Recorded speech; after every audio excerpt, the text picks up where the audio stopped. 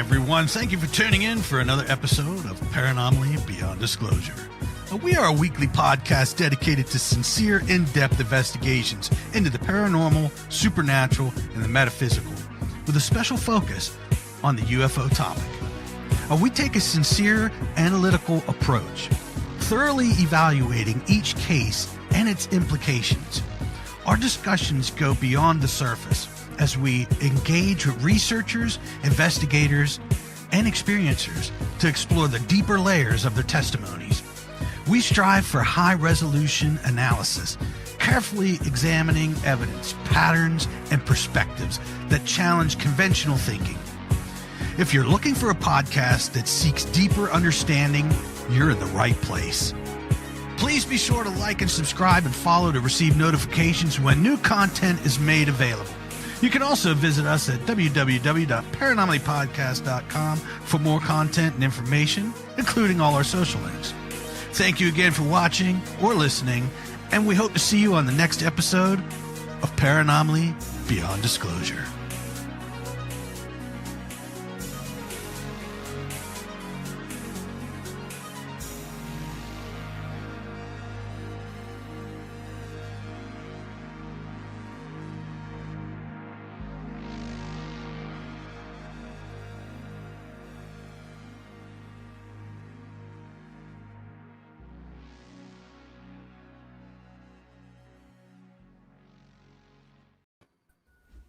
Hey everyone, thank you for tuning in tonight. We have a great guest here tonight. His name is Mike Clelland. Is that how you pronounce your last name? Absolutely, did great. And he's known for his work exploring the connection between owls and UFO experiences. He's written extensively about how owl sightings might be linked to UFO encounters, and he's contributed significantly to the field of ufology. Thank you so much, Mike, for joining us tonight. Oh, it's my honor. Thank you so much for asking me on. Mm-hmm. All right, Jim, go ahead. Well, Mike, why don't you give a very short intro, and then we'll dive straight into your early experiences, which put you on the path that you're on now with the owls and the synchronicities. Great. I don't know if you can hear the roosters in the background. I apologize. There's nothing I can do about them if they show up on the soundtrack here. So, I've been writing books for the last 10 years or so on this subject. I had written a few books before then that have nothing at all to do with this subject, that were about camping and backpacking. I did a lot of work doing outdoor work, teaching in the mountains. So I have a lot of experience in a wilderness setting, in a deep wilderness setting. And did you grow up out west? No, I grew up in Michigan. So I grew up in the flat, dull suburbs of Detroit. And then what I did is I moved to New York City when I was 19, and I stayed there until I was 29. So I spent 10 years in New York City, and that was great. That was just an amazing chapter of my life. Mm-hmm. And then I decided to be a ski bum. I wanted to be a ski bum for 1 year. So I moved to Jackson Hole, Wyoming, and then didn't come home for 25 years. Or home, I guess that was my home there for 25 mm-hmm. years. And so I've actually spent most of my life in Wyoming, and then on the Idaho side too. There's a Wyoming border. Jackson Hole's right on the border, so I was right, Wyoming, Idaho. It's called Wydaho to the people who live there. That little blurry section right there where Idaho and Wyoming overlap. And so I did a lot of skiing, a lot of mountaineering, and a lot of teaching outdoors. And I spent a lot of time in Alaska and such. So that really informed a sort of lifestyle, I guess. It was kind of a gypsy lifestyle because you're always traveling, and I was really content just sleeping out on the ground with a backpack, and so it was a really magical chapter of my life. And I still go on. Do you think that any of those early experiences that you're describing right now in any way prepared you for becoming the owl guy, to use that phrase, or do you think that they were at all integral with what you would go on to become as the expert in the owl connection with the abduction phenomenon? What the outdoor work did is it really set me outside the bounds of normal society, right? Because I didn't have like a steady job the way you would call it a steady job. I was kind of a transient where I worked for a school, and I would work a few months in Alaska, and then come down to the lower 48 and maybe work a few weeks in the winter. And then I was also doing book illustrations. So I would sit at the desk and do book illustrations. So I had kind of a nomad not really beatnik and such lifestyle, but and I did pretty well. It was really, really a wonderful chapter of my life if I could balance the two out really nicely. And but it did, like I did have a 9 to 5 job for a very short time when I worked in New York City, and then doing illustration work, I went to freelance. So I was always, I always had this kind of open-ended idea about time management and that kind of thing. And I was, so in a way, it allowed me to, like, I didn't feel like I was going to lose my job if I talked about this stuff openly. And I had published books, so I knew what it meant to just work for a long time in a book project and what that meant, and then to put it out and such. So when I decided to write the first Owl book, I knew what I was getting into as far as the amount of work, and it was more work than I expected. But I had a pretty good idea, and then I had a blog also, so I was like, I really had, not that I had honed my craft as a writer, but it was a thing that I was doing a lot. It was just writing about my experiences. My blog at times was more like a public diary in some ways. So, as far as I had a bunch of owl experiences starting in 2006, I'm happy to talk about those. But those weren't really my first experiences. But those were the ones with the owls. And I had seen a lot of owls. I was living in a place with a lot of owls, so there's nothing paranormal about seeing an owl in the woods or on a bike ride or something like that, or at twilight. But things just went off the rails in about 2006, and I just was flooded with these owl sightings. And I consequently there was a blog, and I was writing about the owl events, and people would send me their owl stories, and I would find some owl stories online, and I kind of started posting these things. And little by little, I realized like I had a lot of these stories, and it didn't take long before there was sort of a feedback thing, and I put on my site, I want to hear your owl stories, and people started sending them to me, and I started talking about them, and I would write little essays about them, and then it really, it just built and built and built. And what started as a trickle, so I started the blog in 2009, that's 16 years ago. So in the last 16 years, like, woo, wow, have I gotten a lot more stories. And I'm doing my very best to archive those stories in a kind of formal way for myself. And I share some of them if I have permission from the people who experienced. So very rarely will I tell a story if I don't have permission. And if I do tell a story, I will frame it in a way that doesn't imply anyone's name or anything.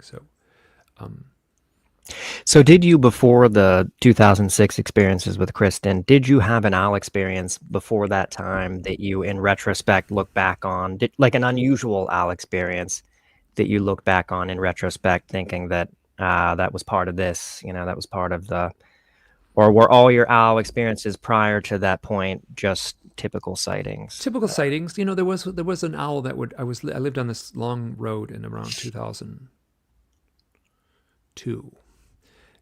Excuse me, 1992. Let me back up a little bit. Around 1992, so a decade before then. And there was a great gray owl, which is really big. And it would sit on this one tree, and then driving home, it was always at this tree, and it was on the same branch, which is typical. Owls will sit on the same branch and hunt in the same spots. But wow, it was beautiful. And I saw it probably 5 times on that thing, and for driving back and forth across the road. Nothing at all paranormal, but I really was impressed at its magnificence. Really a big, strong, intimidating big bird. And I saw it fly a few times. I actually would get out of the car and walk towards it, and it would eventually fly off, and it was just amazing. So. Mm-hmm. Okay, yeah. Well, let's get into your initial experiences starting in 2006 with Kristen. That started off the whole thing.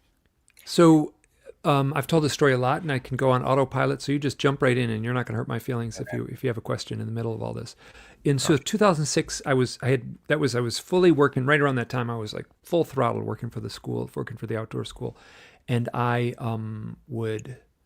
had spent the summer in Alaska, and I was back down in the lower 48 in a town called Driggs, Idaho, which is right on the Idaho-Wyoming border. The Tetons are right there. At the time, I was on fire to do this ultralight backpacking thing. you work with great big packs all summer, and I just wanted to What's go the with. allure of ultralight backpacking? Oh, it's just much more comfortable walking, much more just comfortable walk. straight Oh, up, as yeah, opposed to right. like Yeah, a you're big not dragging backpack. around all that Yeah. equipment. Okay, got you. And Okay. and so we went out for one night. So we weren't taking a lot of food. We weren't taking a lot of fuel. The weather was going to be beautiful, so we didn't take a shelter. Our plan was to sleep out under the stars. I hardly knew this. I'd met her and had a conversation with her. I said, oh, you've been on here all summer right next to Grand Teton National Park. And I said, oh, you must have camped a lot. And she said, I haven't camped once. And I was, I'll take you camping. So that was it. That was all of a sudden, I had talked to her for 5 minutes, and we had already like made plans to go camping. And I've told people this, and they go, you went camping with a complete stranger? And this was a kind of camping culture kind of place. I mean, you would go surfing with someone if you met someone in Malibu, and you would go, I don't know, like go to the opera if you lived in New York City. So these kinds of things. So it wasn't that unusual. But our plan was just to go out for one night. I had all the gear. I gave her some stuff, and we went into the mountains, and with very light packs, left in the afternoon. And the way the park system is there and the forest access, wow, you can get in deep into the mountains. And the sun's up for a long time, and even that late in the summer, I think it would have been late September, as best as I can recall. It might have been early October, but I can't. And even then, it's a nice time of the year there, really pretty. So we got way deep in the mountains, and I remember I was sitting in a flat rock in this wonderful meadow, and I was I was making dinner, and I was in my element, totally, completely in my element. And Kristen was talking about something, and I didn't know her at all. And I was like, there was a moment where I was like, wow, I'm really impressed. I'm really impressed. Like, she's smarter and more spiritual than I expected. And so right at that moment, an owl flew over, and then a second owl, and then a third owl just flew over us. And for the next, I'm going to say a couple hours, as the sun was setting, these owls were flying above us, and this was in bear country. So what's normal to do is you cook, and then either you move or you cook way far away from your camp where you're sleeping. So what we did is we just had light packs. So we just dumped the food stuff out of the pack, which I was camping all summer. This was easy for me, and I cooked on a little teeny stove and made dinner out of a single pot, and we had our little bowls, and we ate dinner, and then we just cleaned it up and then walked another 20 minutes or something up the trail and found a place to sleep. These owls followed us on that 20-minute walk. They were flying around us. And then when we actually laid down on our backs to sleep, set our pads down on the ground, no shelter, beautiful, calm, clear night. Autumn in that part of the country, you can get this magnificent, still, high-pressure weather, and this trillion, billion, zillion stars. And these owls were swooping right across our faces. So owls are very quiet in flight, and so there's nothing to hear. Why is that? Because they have, I've heard, is it the feathers, or is it the air pockets under the wings, or something like that? I can't remember. A whole host of things. Yeah, it's a whole host of things. Yeah. So it's the shape. They have a funny barrel shape. They don't look like a normal bird. They have a big head, and they have a. But the reason an owl looks so big and like a barrel isn't because they're physically that big. It's because their feathers are so fluffy. So the feathers are actually absorbing the sound, and they have. And then what's interesting also is if you look at an owl, if an owl opens its wings up, anyone will say, "Whoa, it looks like a cartoon. Like the wings look too big for the bird." So owls have unusually large wings given their size, where a bird like a falcon. If you look at a falcon's wings, they're surprisingly small. So a falcon flies very fast, right? So you look at a jet, like a fighter jet. They actually have little wings. Yeah. And if you look at like a plane that flies slow, like a Piper Super Cub, those are the ones that land in the tundra in the Alaska. They have unusually large wings for a very small fuselage size. So they can fly very slow, so they can land on a very short runway. And so the owls they're not a fast flying bird. The falcon would hunt using speed, and they would catch their prey because they come in so fast that there's a cat. They come in so fast that the prey doesn't have a chance to know they're coming. The owl flies unusually slow with those big wings, and the that slowness allows for less friction in the air, so less noise. So all of these are, Yeah. and the shape of their eyes, the shape of their talons, so their feet. I mean, the talons are actually the claws that come out at the end, but their feet. There's one of the very few birds that are completely covered with feathers. So an owl's feet are completely covered with feathers, so that even why is that? they. What's So that adaptation? silence Wow. flight. So just less air drag on. So there's something to dampen that air drag. So yeah, so Interesting, yeah. remarkable being, and they have excellent hearing too. So that's where the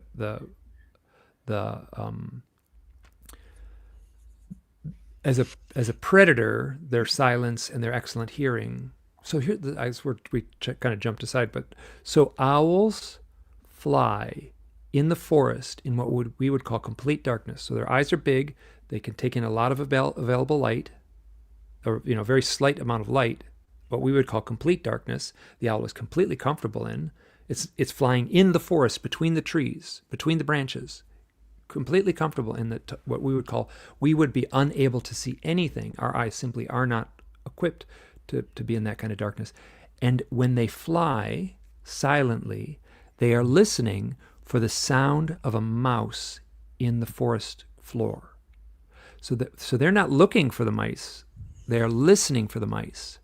And their ears are not positioned like ours are on the side of their head. They're actually tilted a little forward, and they are listening in the same direction as their eyes. So their ears and their eyes are in the same direction. Oh, I'm seeing myself. That's pretty good right there. And so they can hear their prey on the forest floor while in flight, while in what we would call complete darkness.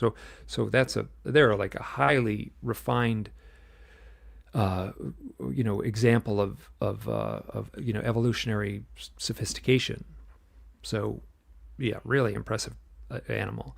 And like unusually so, like even compared to other birds, like there's a lot of things about the owl that's so kind of beyond in terms of their adaptations and things like that. Like they're kind of they different. don't have their eyeballs are not round. So we can do this, right? So I can look right and left without moving my head, just by moving my eyeballs, because there's round eyeballs in a round eye socket. Owls don't have that. They have what looks like it's like a cylinder. It's like a short, stubby cylinder, and so it's locked in place. It can't rotate, so it's locked in place. They can't, and that's why they get to have that eerie head movement, because that's how they look side to side. Okay. And if you see, there's such amazing slow motion footage of owls hunting. You could just go on YouTube and find beautiful footage of it. But when they hunt, they're moving. Their head is moving and once they lock on the prey, they fly, and their head is locked on the prey, listening, seeing, and then they can still twist and turn through the trees, but their vision stays locked. It's really looks like a robot, not like a bird. So at that point, it looks almost like technology rather than an animal. Yeah. So really, and so I'll get into some of the deeper stuff here. That eerie motion when an owl turns its head, and that most birds are kind of twitchy and nervous looking. The robins in your yard and the sparrows on your bird feeder and stuff have this kind of twitchy, nervous kind of. Owls don't have that at all. Ooh, boy, they are not like that. They are like regal in the way they can stay still, in the way they move. So ancient man had a completely different mythology and a completely different folklore of the owl because of that eerie quality of the way it moved compared to other birds. So it stood alone in the animal kingdom as something separate than the birds. So an owl in many ways is, an eagle or a hawk is quite amazingly evolutionarily adapted, but they're doing something totally different than the owl is. And those are birds of the day. The owl is a bird of the night, and night has a different mythic lore. So, okay, well, back to Kristen. Or should I jump back, or you tell me? Yeah, no, I was just going to say, I wonder if there's been any studies done with owls as to whether their consciousness is markedly different, or whether they have more conscious awareness than other animals. Their eyes almost sort of give you that impression, that they're more conscious. But I don't know for sure, whether this has ever been. It's interesting because, studied. very smart birds like ravens and magpies and crows, very intelligent birds, parrots, very, very intelligent. Like you can teach them things. Owls are really tough to teach anything to. And they have, it's funny, some people who, some people say, well, owls are actually kind of dumb as far as birds in the animal kingdom and that, but I think they're just evolutionarily adapted differently. Their camouflage in the forest is the speckly colors of their plumage is actually quite a good camouflage if they stay still. So their defense is to sit still in the woods. So people kind of think they're dumb because you can sometimes walk right up to them because they just stay really still, assuming they have some camouflage against the forest setting. But at the same time, there's some owls that can be domesticated. Like the barn owl is very easily domesticated, and they make actually quite remarkable pets. But any predator bird would be tough to have as a pet. But there's some wonderful books out. There's a book called Wesley the Owl about someone who had a pet barn owl. It's a really endearing story. But so there's nothing inherently wise about the bird itself, though they certainly look wise. Yeah. So back to the experience. So the owls were following you. Did you already have the feeling that something was peculiar about it? Like, did you prematurely almost start to have a feeling of this is unusual? Or right was away. there... 3 owls. Oh, right away. We were like, wow, this is weird. What is going on? This is totally weird. Now, so that we saw the owls that night, and then we came back from the camping trip and got to, we're driving about, and I said, hey, that was totally fun. Let's do this again sometime. She says, great, let's do it again. So 4 days later, we went camping again. Same thing for one night. This time was a little colder, so we went to a totally different part of the mountains, and this is also in the Tetons, and we camped in this spot. We had a tent this time, and it was colder, and actually, technically, it snowed a little bit that night, not much, like a dusting, and it was a little chilly, so I said, before the sun goes down, let's walk up to the top of that hill. This is what's called tree line in the west. You get a point above a certain elevation. There's very few trees, and what trees do grow are kind of small. And so let's walk up to the top of that hill. We could see it. It was just walking across meadows. It was completely easy and lovely. It wasn't like a big mountain or anything. It was just kind of a hill. And we got a nice view of the sunset. And then we walked back. So that was the plan, was to get a nice view of the sunset, walk back down to the tent, and then climb into the tent. Because if you climb in the tent and you're kind of chilled from the afternoon and the evening and just standing around, it's hard to rewarm. So it's good to do like a simple little exercise. So just walking up the top of this hill was our plan. We get to the top of the hill, the sun is setting, 3 owls fly above us and fly around us. It was remarkable. It had happened 4 days before. And so 3 owls, 4 days later, with the same person, different part of the mountains. Now, I will say, I'm convinced, I can't prove this, but I feel strongly, that's maybe a better way to put it. I feel very strongly that those were the same 3 owls. We weren't that far away, we were probably 3 or 4 miles away, like certainly in a distance that a bird could fly easily. So, but Now, Mike, you thought they were I the same owls. Oh, go ahead, Todd. I'm sorry, Jim. You mentioned 3 owls, and 3 is a powerful symbolic number. It's found in mythology, religion, UFO contact. Did the number itself feel meaningful to you when this first happened? Not initially, but when I started really digging into the research, it became very obvious. Anne Strieber, the wife of Whitley Strieber, read all the letters that Whitley Strieber received after the publication of Communion, and kept like a little tally, kept like a kind of low, like basically a chalkboard. She was keeping tally of certain things.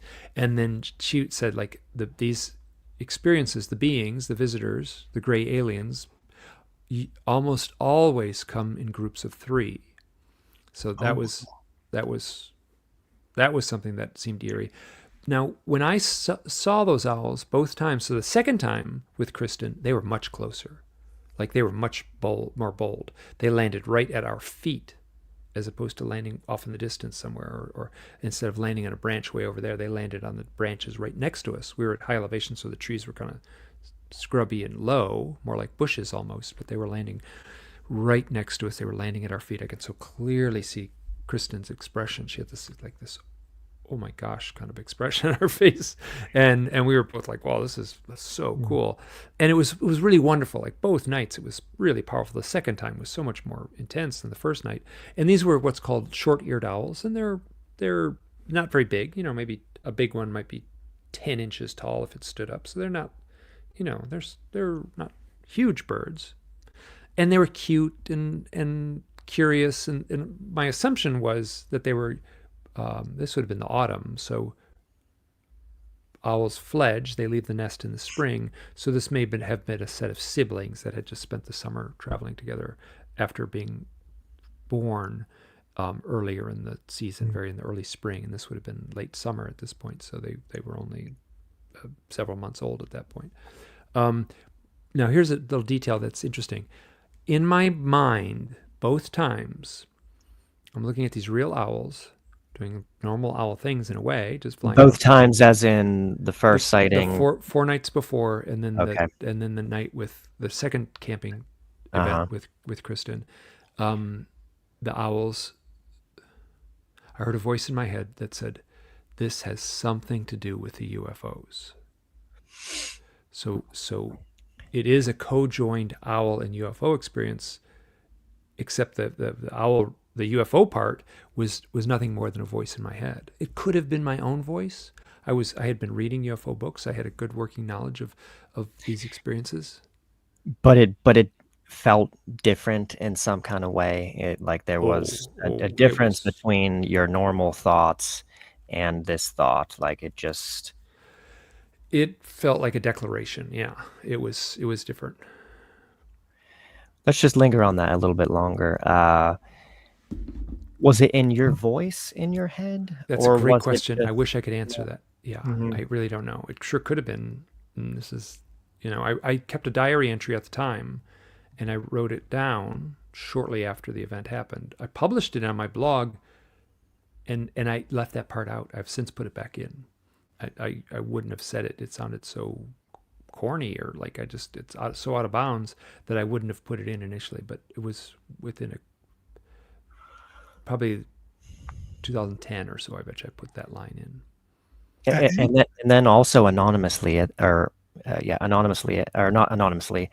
anomalously at that time, you start to think about the past experiences that you had with the UFOs, and that is also kind of disjointed. It just kind of comes right out of nowhere into your consciousness at that moment. You're starting to think about, well, is it triggered by a UFO? I guess the line might sort of, this has something to do with UFOs, might have beget that.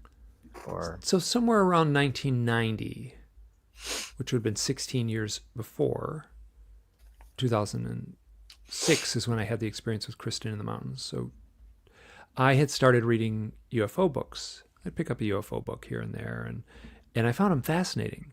And I had experiences in my youth, and so I was really, I'd kind of dismissed him and didn't dwell on him and didn't make a big deal out of him and but I could tell him at a campfire, around the campfire, or on a walk, or around the dinner table to someone. I could tell these experiences, and I would just kind of, isn't that interesting, huh? But I never took the next step. Mm-hmm. And then as I read these books, I was hearing people's experiences, and I was like, oh, that sounds just like what happened to me. But wow, is the power of denial strong? Like I said, no way, not me, no way. I was pushing this stuff away, like I was not going to deal with it.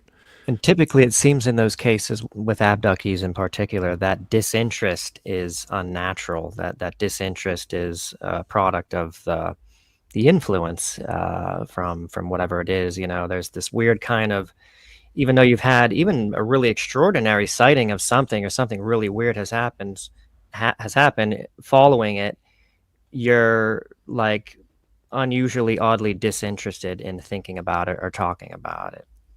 With many abductees. Well, I wasn't. Yeah, yes. That's a tough one because it could be just that it was so outside the bounds of what was socially acceptable that I was just like, I can't. I don't want to be a weirdo. Like I was already drawing cartoons for a living and sleeping out. Teaching people to, live in the wilderness. So I already had this kind of like weirdo persona, drawing funny cartoons of Yeah. backpackers and stuff like that. And, but that's a tough one because I could see a little of both. Mhm. It felt like, I'm going to generalize greatly because I'm looking back at like over half my life ago. It felt like those owls with Kristen in 2006 felt like now's the time. Felt like, okay, here we go. Okay, you got to take this. Now is the time to start taking this seriously. Where before I was just like, it wasn't time yet, and I could just dismiss this stuff. And so I had these experiences. I can happily talk about some of them. But after the seeing the events in the mountains with Kristen, I started looking into my own experiences. Two things happened. I started looking into owl mythologies and owl folklore and the spirit totem of owls and the physiology of owls and stuff. I was suddenly fascinated by owls for obvious reasons. I had a cool experience, and I was like, owls are powerful, beautiful animals with all kinds of mystique and mythology. So but I was obsessed. And at the same time, it wasn't seeing the owls, it was a voice in my head that said this has something to do with UFOs. I was like, wow, I should really look into my own experiences. So I started reaching out to abduction researchers, and which that was 2006. I was out west. I wasn't like near a big city. So are you familiar with a researcher named Leo Sprinkle? Yeah. I worked with him initially. So he was, I contacted him probably around 2007 sometime. And also Bud Hopkins, right? I worked with Bud, but that was something different. So that was, I used to New York City, so I had tons of friends in New York City. So I made a couple trips purposely to see Bud in New York City, and I stayed with friends and just, got to see friends and do that kind of thing. But at the same time, I was having meetings with Bud. I probably only went to his apartment 5 times, or his apartment. He had a whole building. Yeah. Circling back again to the line that they told you, this has something to do with UFOs. Just thinking about speculating on like the intelligence and the nature of that message, it almost seems like it was inviting you to the mystery. Like it didn't give you the answer. Like it was like almost like a teaser in a way, right? To like get you to start a process. This has something to do with UFOs, but what's left unsaid is what it has to do with UFOs. Like what's the connection? That it's like, yeah, the invitation to look into it. Is that how you look at that message? If it was a message, yeah, absolutely, yeah. I mean, so right, yeah, absolutely. It was an invitation. It was also like such a, like I'm looking at a real owl close up. I most particularly, I remember it so clearly with the Kristen the second time with the owls being so close. Like I'm looking at a real owl and hear this thing, like this has something to do with UFOs. Like this is like it was like a full on, I don't want to say knowing, but it was like, these owls that you're looking at are connected to the UFO. But they were clearly just owls. They were tiny. I don't think it was, I feel strongly that they were not screen memories of something else. Let's go into the UFO experiences in your childhood. Let's start with the Northville, Michigan experience. And I guess this is when you were quite young, I think, right? I was 12. I was at a friend's house. I lived in a little town called Southfield. Northville is, it's not too far away. My dad drove me there, and my friend Kenny, I went to elementary school with. Kenny moved away. We kept in touch. So I went to visit him in Northville. Just like dropped me off on a Friday night and picked me up on a Sunday. I think that's would have been right. And I was friends with his brothers and sisters and his mom and stuff like that. It was like they lived right down the street from me as little kids. So it was completely easy. And so I'm at the house, and it's nighttime, and he had a 2-story house. We were in his bedroom was on the second floor, and we were looking out the window, and I can't remember whether he said it or I said it. And it's like, look, what's that? And we both walked right up to the window and watched something outside above the neighborhood, and it looked like a coffee can. Here, get this little. This Like the size of a coffee can or the no, shape of a coffee more the can? shape of a coffee But can. it was Yeah. bigger than a coffee can. You know, it's impossible to know because if it was Right. far away and Yeah. huge, it would have been the same side if it was close up and small. But just my perception was it was probably bigger than a compact car, but about the size of a van. It might have been bigger. There's no way for me to know. But it sort of, this is not a very good example. This is a water bottle. But it was kind of descending. It would have been descending like this. And it was rotating and descending. And then there came a point when it just click vanished. And I don't know how long we watched it. Not very long. It Also didn't had like just vanish into darkness, like you literally saw disappear, like physically you know, disappear. let me just one more thing. It had like a little. Now I got a pencil. It's not a very accurate thing because it's not quite the shape. It would have been stubbier than this water bottle, but it had something like it had like a post coming out of the top of it. With lights on it? You know, I drew it with lights on it. So here's what happened. So that night we watched it for maybe 30 seconds or less, and then it just click disappeared. And I used to say the lights went off and we couldn't see it anymore, but I always knew I was lying because it just seemed absurd to say it vanished. But it felt like it vanished in the blink of an eye. And then so we ran downstairs and I drew it. We both drew it. And I think it was Kenny who said, let's not talk about this. Let's draw it first and compare our drawings. And he drew one thing and I drew the other thing. I still have my drawing. I don't know. I have no idea what ever happened to his drawing. But he looked at my drawing and said, oh, the edges are like, I drew it like a true coffee can. And I remember him pointing and saying, no, the edges were like more beveled on the edges of the top and bottom of the coffee can. He's like, oh, I remember like, yeah, you're right. So you can actually see where I kind of erased it. Mine ended up looking like my drawing looked a little like a little rounded, but I think it was more, I did a drawing as a boy in 1974. I still have the drawing. I was shocked when I found it. Still had it in a cardboard box. And then the drawing I did as an adult feels more accurate, but the drawing I did as a boy, it felt a little more rounded, but my memory that feels a little more true, which could be distorted by the decades, but it felt like it was a little more like a true cylinder with beveled edges. So I don't know if this can be seen or not, but I have the book. Oh yeah, exactly. Picture in it. Yeah, I could give you an image of it if you need to, but it would take me a little bit to find it. Yeah, that's pretty close. And that would be the view out his window. Yeah, so it had, and I worked from the drawing I did as a little kid, and that was done using Photoshop. So that's pretty clean looking image. And I'm a professional illustrator, so like I took some care in doing that. So that one always haunted me. And you know what it did is it allowed me to, I remember even as a little kid, you'd read UFO reports and there was like something, the Time Life Mysteries of the Universe series had a book. One of the books was about UFOs, and I would read this stuff in there. And I would think, oh God, some farmer saw something land in his field. Like, why should I doubt him? Because I saw something that I can't explain. So if I read something that someone else witnessed that they can't explain, I had to really take that seriously. So that kind of had served some kind of function in the way you thought about and related to other people's experiences. Yeah. And then I think the other thing that you mentioned is that this was in Northville, and Kristen, the girl that you were talking about from the 2006 experiences, was from Born in Northville, Michigan, born and raised in Northville, Michigan. There she was in Driggs, Idaho, working that summer. So that was some of the things we talked about. Like, oh, you lived in Northville. And for me, Northville has like Bing. Someone mentions it's a tiny little town. And anyone mentions Northville, like, I think that's the site I had at Kenny's house. I contacted Kenny in probably 2007 or 8 and asked him, like, what do you remember that night?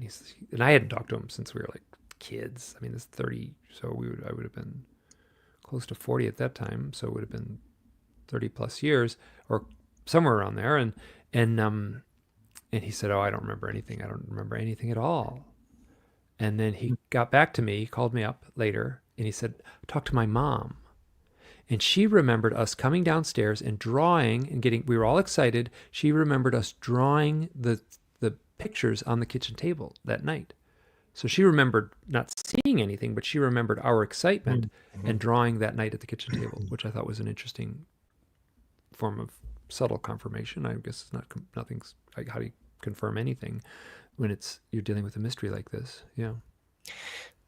So before we move on to the next experience, I just want to say, I mean, that synchronicity, the fact that she happened to be from Northville, if that was intentional, that gives you a little bit of a glimpse into the mind of, whatever's organizing this. And, that's very, there's just a kind of profundity there that is worth thinking about, that, I've thought about that too. Did they decide, did they decide, oh, let's show him this while he's in Northville, because Kristen, who's going to come along, in 2006 is from Northville. And so that will connect.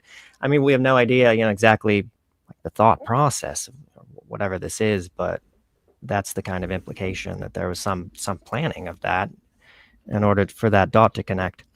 So that what I mean, so it gets very murky because I've struggled with so did the beings have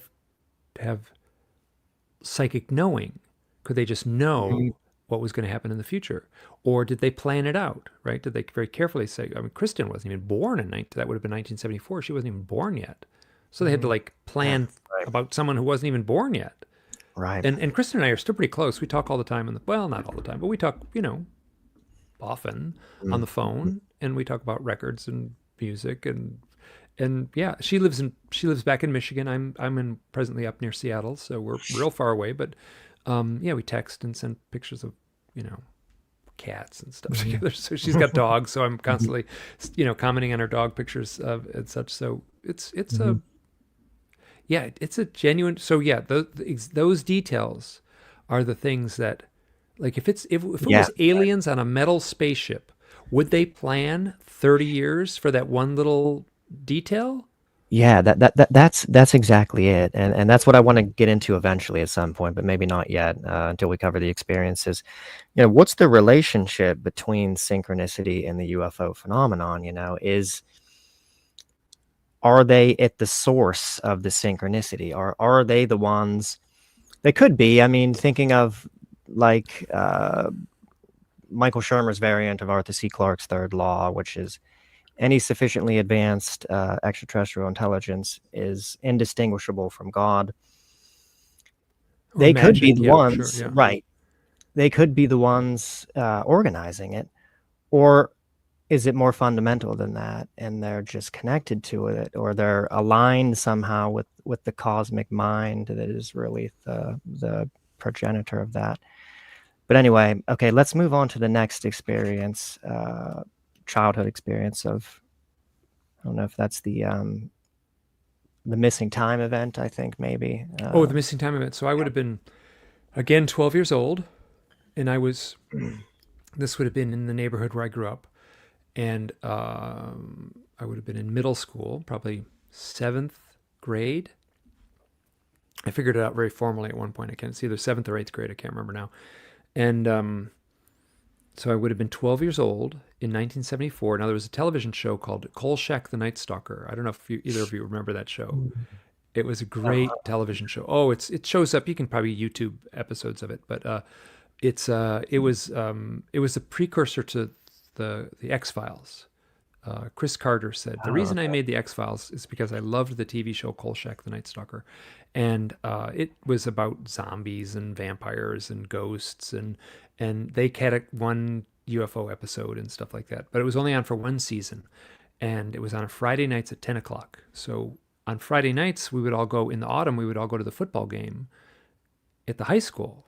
It was just a totally normal thing that kids would do. Just the football game was where everyone would hang out, and so the high school where I lived in the neighborhood, you could stand in the driveway and hear the football game at the high school. It wasn't that far away, so it was a short walk, much less than a half a mile, or roughly a half a mile, and this was the suburbs of Detroit in 1974. It was completely safe, and so there was no big deal about me walking to the high school and then walking home at night. So I left in time to see the television show. I left what I thought would have been 9:30, which would have given me plenty of time to get home and in time to see the television show. I told my parents I'd be home at 9:30, and I was walking with my friend Mike, who I've since been in contact with. He doesn't remember any of this, but I'll fill you in a little bit more in a second. So we're walking home, 12-year-old boys, and there was a point in the sidewalk. Boy, I could put an X right on the sidewalk, right exactly where it happened. And I get to this, there's this moment of just like the sky just turns click, turns bright orange, click, goes back to nighttime sky. Sort of calm, warm autumn evening, perfect autumn weather, and both of us did the like, what just happened? And we kind of went through this checklist. Was it like a lightning strike, or was it like did something blow up? We talked about like, did power lines kind of zap themselves, and was it something to do with the power lines in the neighborhood? Nothing made any sense. It was absolutely silent, and it was just, for me, it was the nighttime sky, and it just went click, orange, click, back to nighttime sky.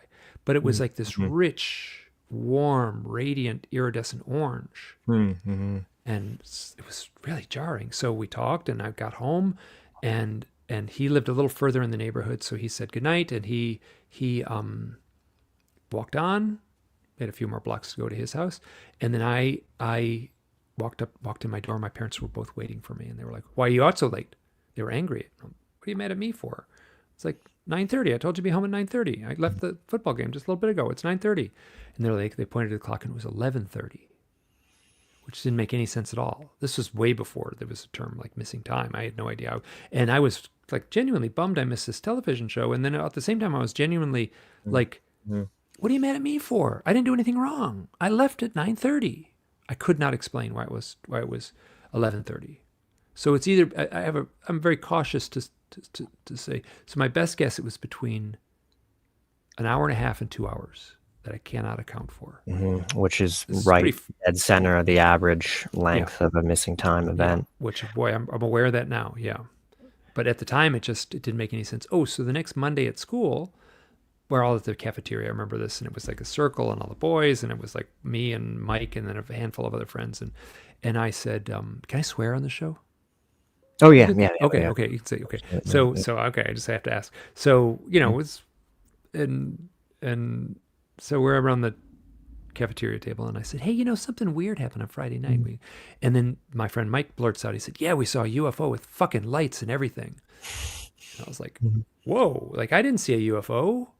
Like, where did that come from? And it was really interesting because my very first thought was like, ooh, don't like never bring this up again. He's lying because I didn't see a UFO. I saw the sky turn orange. And now, half a lifetime later, I'm like, or more than half a lifetime later, I'm like, I mean, I can see how I've obviously read enough UFO reports to know that two people can sit side by side, see one thing, and have a completely different story. So I saw an orange sky. He saw a UFO. Now, I reached out to him a couple of years ago. We email each other all the time on Facebook and stuff now, I told him the story, just what I told you just now. And I said, do you remember that? Or I asked him first, do you remember anything unusual, like about walking home from a football game? He's like, nope. And then I told the story, and he said, you know what I do remember? I clearly remember you talking about your parents being angry. So similar to Kenny's story, just enough of a memory to like, oh, God, that is. So it leaves like, this is a long time ago, and I've told the story a lot, but I feel like I'm being as accurate as I can be on this story. And the fact that you do have conscious recollection of something, why did the orange flash happen, other than maybe to provide like a marker of something to you to think about later, in retrospect, that something happened. Because I don't think that it's a requirement when ETs abduct you that an orange light has to be created, in the course of that. What do you think about the orange light? Do you think that was something strange that was created in order to sort of give you the indication that something happened? If it was just the missing time, which I suppose is possible that it could have been, they could have just taken you put you back, and you would have just had that confusion, upon getting home and being late. But there was the orange light. Do you think that was like, do you think that with these experiences that the little residue that you do have is intentionally left almost as like a breadcrumb to leave you that something indeed happened? I mean, was it intentional or was it just the default?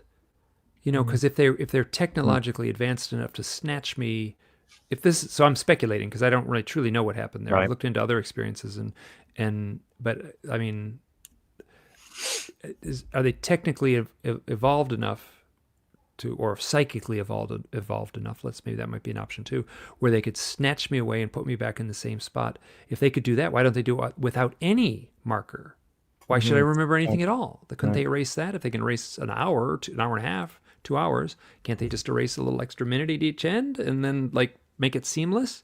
So I struggle with that. So I don't have a good answer, but I follow I have Yeah. struggled with exactly the questions you're asking.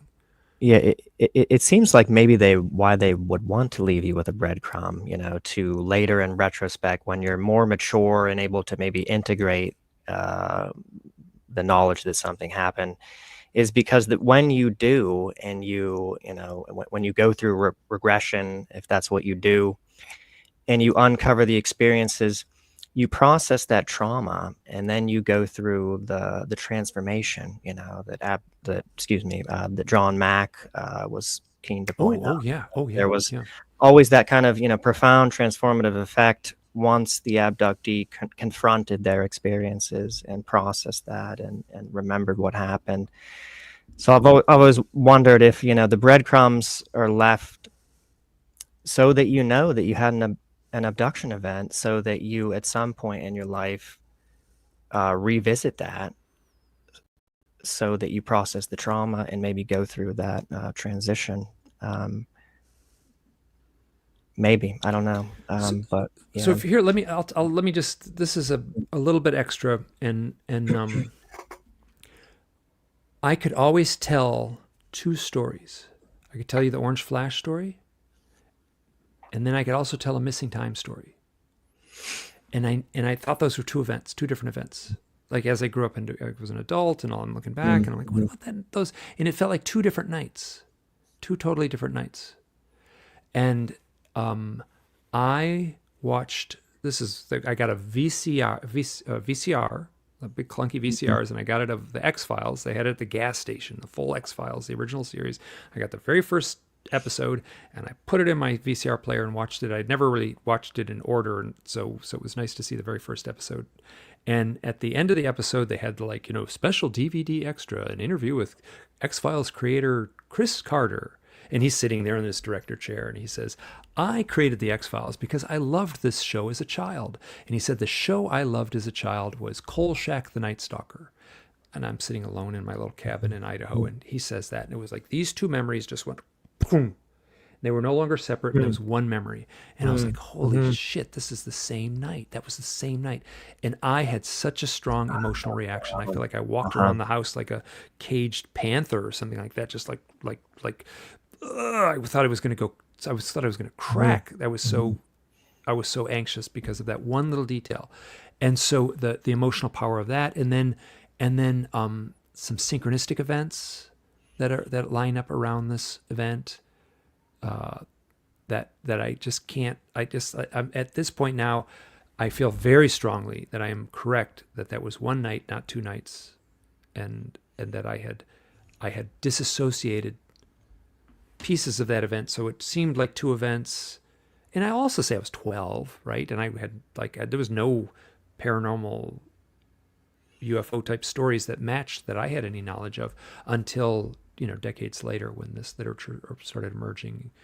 After the I wasn't really following it when Bud Hopkins' book Missing Time came out in the mid 80s, but by the early 90s I certainly was following it.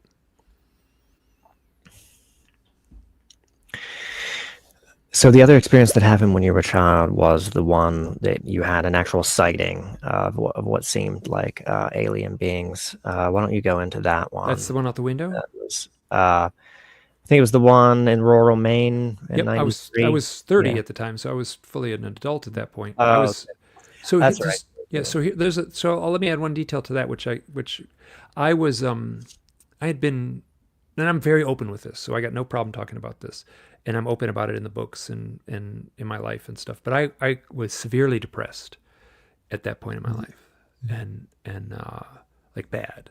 And that right around that's kind of right around the worst possible moment of that. So when this happened, I was like, oh, this is an aberration of the experience. I just started taking Mhm. antidepressants.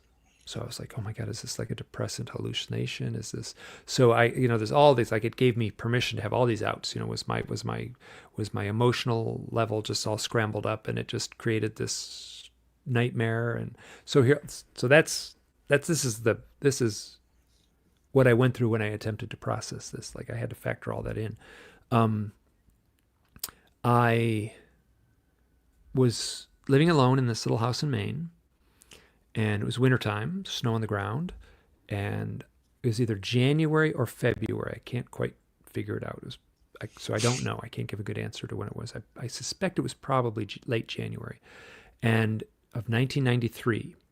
And I remember sitting up in my bed, and there was a bright light coming through the window, and I looked out the window, and right up close to the house, I don't know, maybe less than 15, 20 feet from my window, were 5 gray beings, and they were walking towards the house. I did an illustration of it, and I drew them standing in a line because it looked funny when I tried to draw them walking. It looked like they were like doing the can on a stage or something like that. So, but I just made them standing still because to try to draw them walking, I tried and tried and tried. It didn't work out.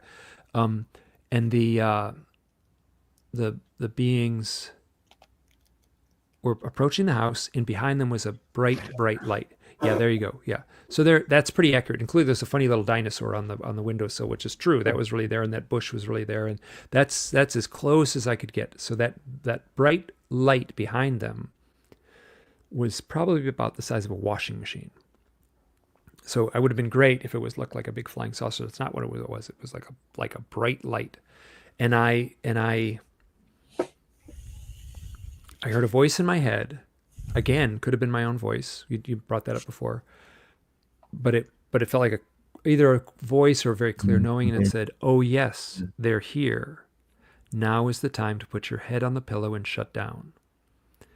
And that's exactly what I did. And I should have been terrified, but I wasn't. I was remarkably calm. Like, I should have gotten up out of bed and locked the doors and gotten something out of the kitchen to defend myself with or something. Right. But Yeah. I didn't. I just sort of voiced in my head and just went. What I was referring to earlier, that kind of, some people refer to this as the alien Xanax, this sort of, unnatural response to things where, normally you would do this or that, but for some reason, you, in your case, went right to sleep. Yeah, so that message, why did they transmit? I really think that these aren't you, these thoughts in your head. That's the telepathic transmission. In retrospective, that one felt fully projected into my mind, and I could kind of wrap my mind around the owls in the mountains with Kristen in 2006 being that message. This has something to do with UFOs being a telepathically projected message. Also, I'm a little foggier on that one because it could have been my own mind, my own subconscious, my own higher self, whatever word you want to use. Because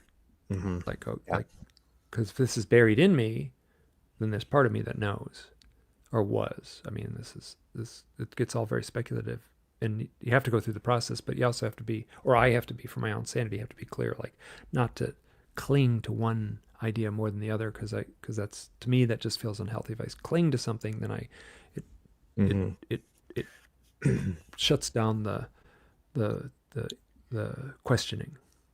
Right. And also, the line just seems to me like it almost kind of implies like routine. Oh yes, they're here. Now's the time to lay your head down, as if this was kind of the routine sort of procedure almost of. Is that the feeling that you get? That this So kind of sounds like there was previous abduction events where you went through the same thing. They started to come and you the, shut down. I have a third. So I put the first book out, which is The Messengers. The second book is Stories from the Messengers, which was stories that wouldn't fit in the first book. And then the third book was Hidden Experience, which was basically my memoir told mostly through blog posts. And in those blog posts, I really publicly dug into this. And I had a post where I told the story I've just told you here, and I would add a little bit more, and I'm like, hey, what about this? What about this? And that post just got longer and longer and longer. And each time I would put a little bit at the end and add a new date to it. So I went through hypnosis and looked with Bud Hopkins and looked at exactly that date or that night, and nothing, very little new came up. Like I don't remember anything after they arrived, or I blacked out. Like I went to sleep, and that's what I did. I went to sleep. Bud asked a very good question. He said, how often have you ever woken up because of a bright light? And I went, never. And I talked with him, which I kind of knew at the time too, where the dream I dismissed it as a dream initially, which made sense, right? I was stressed out. I was at a dark chapter of my life. I was on a drug that changed my mood. So there was all these things. Mm-hmm. The drug at the time was imipramine. That isn't used often anymore. This is going back right before Prozac was really started to get used. So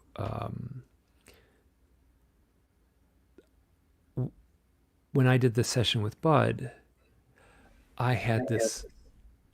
I mean, okay, and also let's say hypnosis is very murky, but he took me to that night, and I kind of looked out the window, and I had just very similar vision to the image that's in the book there. But Mm-hmm. the feeling was, and I've talked about this with other people who have had the contact experience, and the feeling was, so forgive me if I go on too long here, but for like if you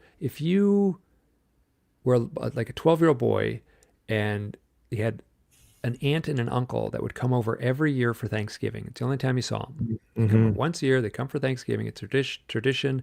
And you're 11, and you look out the window, and they walk up. They get out of their car, and they walk up the driveway. And it's a autumn afternoon for Thanksgiving. And then the following year, you just happen to be at the window when they pull up again, and they get out of the car, and they walk up the driveway. You would have a sense of like, not even just deja vu, really, because it's like you have a conscious memory. Oh, they were here last year. They're walking up the same driveway. It's them again. That's exactly what it felt like. It felt like seeing family. And that's a weird thing to say, but that's what it felt like. It felt like seeing family walking up the driveway. Like just because I feel it and I sense that doesn't make it true, but that's how it felt under hypnosis. And when I said it, it was almost like I had permission under hypnosis to just allow that to come through. But I feel like that had been my memory all along, and I just didn't have the bandwidth to say it so plainly like that. But it felt like it was really clear, like, oh, it's them again. Here they are. It's all going to hear it. It's got just, they're back. It's them. It's happening again. And there was no stress with it. And it felt like the familiarity of seeing a family member, like an aunt and uncle you see once a year, walk up the driveway. Right, which is not untypical with an abductee to feel that way. Normally at the beginning of an abduction event, the altered state is triggered, and there's this, not with every abductee, but with some, this sort of opening of memories that comes right at that point where they remember the beings. Then they remember the previous abductions. They have no doubt at that moment as to the reality of the phenomenon. They're well, I didn't get that from that session with Bud, like that total knowing, but we did explore some things, and a couple little tidbits came out, but very little. What else came out? Well, that was about it for that session there. So, but it was, I mean, essentially everything I remembered consciously replayed nearly identically unconsciously. Well, excuse me, in the hypnosis session, where if hypnosis is what it's defined to be, is that you're tapping into your unconscious mind, and these memories are held in a different way unconsciously, so you can retrieve them just like you can a file from your computer or a book on a bookshelf. Yeah. So it was interesting because what was shocking is that my memories, I couldn't break through and find any unremembered stuff, but everything I came out during the session very clearly matched my conscious memories with a hyper clarity. Like it was like we talked about. You saw it again. The boy Mike. Like I remember we were going through it, and I was like, "Oh my God, there's this boy's face. Like, who is this little boy? This little, And it was, it's him. It's totally him." But it was like, it's like, oh, we were young, because I kind of, as an adult, you just, I don't know how I framed it more grown up, but I was like, we were little. We were like little kids. So that was very clear to me, and I felt like I could see the neighborhood so clearly and such. So I want to get into some of the owl synchronicities that you've been compiling. Maybe we can talk about some of them. But before we move on from the abduction stuff, what are your updated thoughts on your own abduction experiences, or your own, highly probable abduction experiences? Like, for instance, like David Jacobs or someone would say, like the entirety of what's going on here is, you're being taken. They're probably extracting semen from you, and they're using this in their hybridization program. But I think, if I'm not wrong, you would be not disposed to accept that kind of characterization, given the synchronicity, given the magic of all of the synchronicities, that it could boil down to something so mundane like that. That there has to be more to whatever is going on as far as the abduction experiences. It has to be deeper than just the hybridization program and extracting semen from a random human sample. And I was, 12 is pretty, so I've speculated all about that, and like nothing has come up under hypnosis. I've done a couple sessions and some have not been successful at all. Like the session with Bud we didn't really learn much new, but there was no.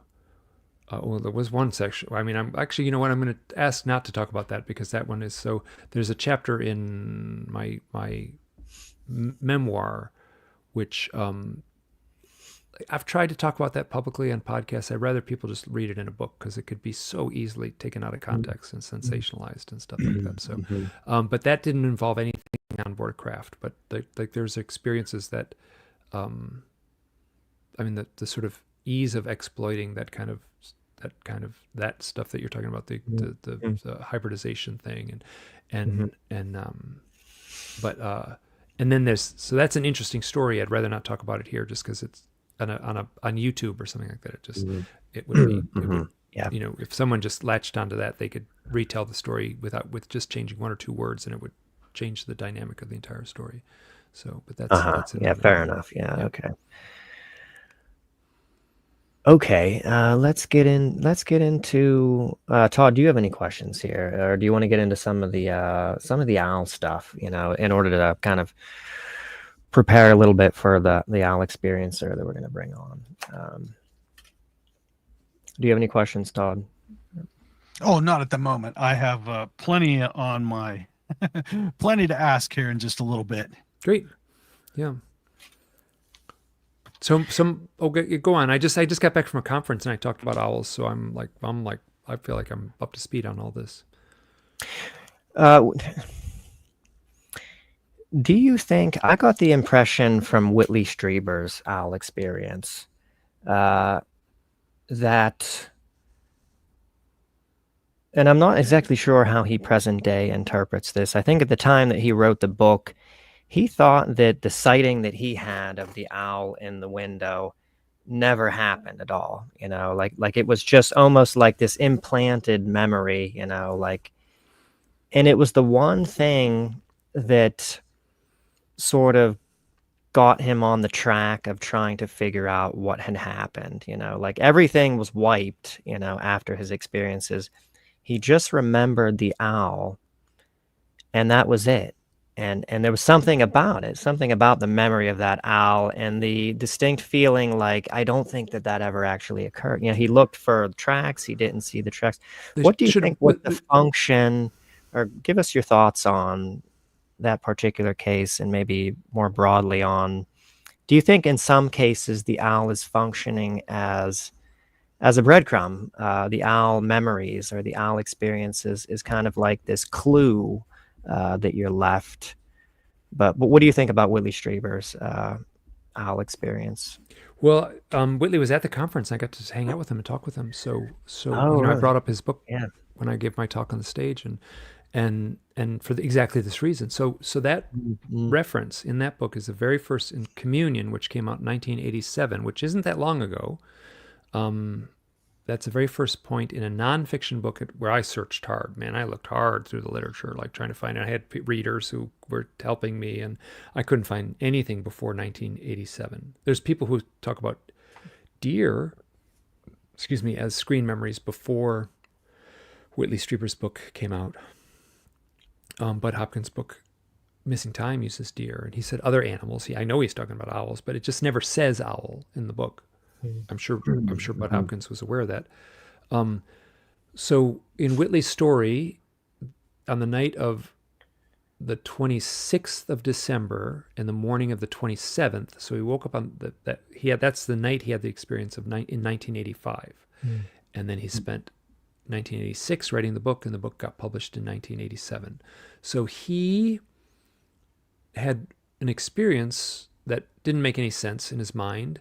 And when he woke up, he told his wife, Anne, he said, I think there was an owl on the windowsill last night. There was a barn owl looking in the window. And they went to the window, and there was freshly fallen snow. This is upstate New York, wintertime, Christmas time. And there was no footprints on the windowsill. It was snow that had fallen previously, so that if there was an owl there should have been tracks. There was none. And that he wrote poetically about how, like, looking off into the woods beyond the house, and it really was great, eerie, beautiful storyteller. But later on in that book, there's other accounts where he said, well, my sister remembered driving through a town and she saw an owl, and then there was missing time, and then there was the neighbors said they were seeing owls around the house. So there's more references to owls, but that moment took place on the night of his contact experience, And then in his follow-up books, there's a book called it's either Breakthrough or Transformation. There was kind of 3 books that came out, a trilogy of books that first, Communion was first, and then Transformation and Breakthrough. I can't remember which order they came in. But I went through and did a search of those books, and there's a goodly amount about owls. But if you printed it out, it might be like 3 pages. So it's not like a huge amount. But each one of those stories is just elusive enough. So Whitley, and we've talked about it, he says the owl is like we are being communicated with in a new language, which is a very poetic way of describing this, right? That's you have to kind of work a little bit to, like, what does that even mean? Yeah. And I would say that the owl, I would say a few things. First, I don't know truly why the owl is there, but I could speculate. And one of the things I would speculate is I would call the owl an alarm clock. It's like saying, wake up, pay attention. That's what an alarm clock does. And then I would also say the owl is here to announce initiation. And I say that after reading so many accounts that have shown up in my email inbox. And that's another one that's just as fuzzy and mushy and kind of hard to pin down as Whitley saying it's a new language. And like, what does that mean? Like, so, but the implication is like we are like at the receiving end of something that's just mysterious enough and just elusive enough that we can't quite fully grasp it, which that's how it feels. So our ideas about it are just elusive enough that they have to come out almost poetically like that. Mike, I have a quick question. Sure. Is there any significance with the species of the owl, or are they all the same? So in traditions, in like Native American traditions and traditions around the world, there might be some different. It's like some Native American traditions would say that the white owl would be a spiritual message. So you were given a message about your soul, or about your destiny, about your like these deep spirit meanings. And then the brown owl or the gray owl would be more mundane things about your life and about your work and about your purpose and about, like advice, like these things. That doesn't transfer to the overall mystery. I'm at the point now where like the species doesn't matter, the size of the owl doesn't matter. Like, I mean, I had a voice in my head that said this has something to do with the owl. So I had an owl in the experience. Excuse me, I had a UFO. Sorry, I had a UFO in the experience with Kristen. So it was an owl and a UFO experience co-joined, little brown, short-eared owl, and so the UFO element of the story is just a voice in my head. There's no UFO, and I feel the same way for the owl. I treat, if someone is having a powerful conversation and they come to a transformative moment in the conversation, like, oh, this really did happen, or oh, I feel like I just had a spiritual. I'm kind of boiling down the types of stories I get. Like I finally realized this important thing about my own spirituality. And then they pass someone on the street with an owl t-shirt. That is just as valid as to me as if they saw an owl in the forest. So I got to be really open, because the people share these stories and they say, oh, I saw an owl, or I heard an owl hooting, and I realized it was an owl on a TV show that was hooting, but it came at the exact moment that I had this premonition. So I have to honor these people's stories. I can't say, well, your story doesn't count because that was only on TV. You got to see a real owl because those are the rules. I don't want to run my research like that. Because it's just the symbol, it's just this. It's Absolutely. really the symbol of the owl. Yeah. I've had an experience too. I'll just add in real quick. I was real into synchronicity back in the day, and I would experiment with synchronicity, and sometimes I would designate symbols to be used as a confirmation of something.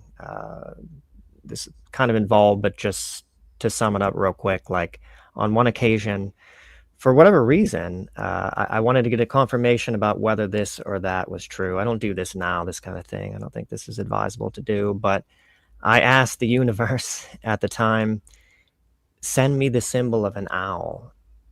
And the only reason I picked owl at the time was because I thought that was a symbol that could come up intermittently enough, but unusually enough to where, like, if I picked a dog or something, and then I saw, like a dog or the symbol of a dog or something, you could doubt it, as to whether it was chance. But I thought an owl, for some reason, would be a good sort of intermediate, sort of in-between symbol that will come up in the world, but not to the frequency to a point to where, you would doubt it as chance. And that same evening, my dad just randomly starts talking about a story or an experience that he had with two owls in Missouri. Mentioned this story.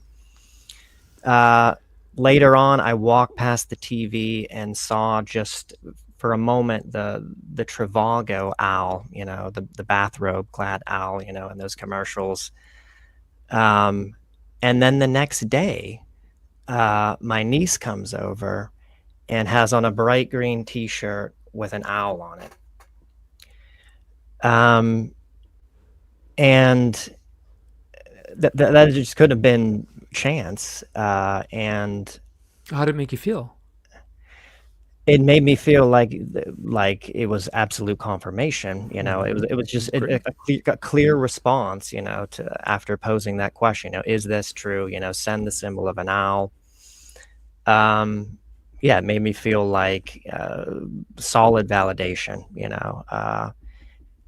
And then in retrospect, it also makes me wonder, because my niece, who came over with the owl shirt, she's someone that later on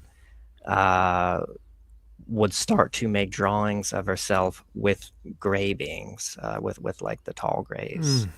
That and it's what we all think the family, that maybe she's an abductee. But yeah, so I just wanted to add that in, it's just the symbol, and you can see it anywhere, and it might not come in the form of an actual bird, but just something. The Trivago commercial, which I don't think is around anymore, but something like that, you know. Um, but anyway, So just I'm gonna just play. Like I asked. So this is what this is a question I ask all the time. Like, how did it make you feel? Rather than like, what was the events? Because that's like I'm more interested in that. So I make kind of right. like some researchers don't like the way I do my research, but I mean this is how it. So, and the reason I ask is because, I mean that's what a psychiatrist would ask about if you woke up from a dream. Well, how did the dream make you feel? You can tell me the events of your dream, but how did it make you feel?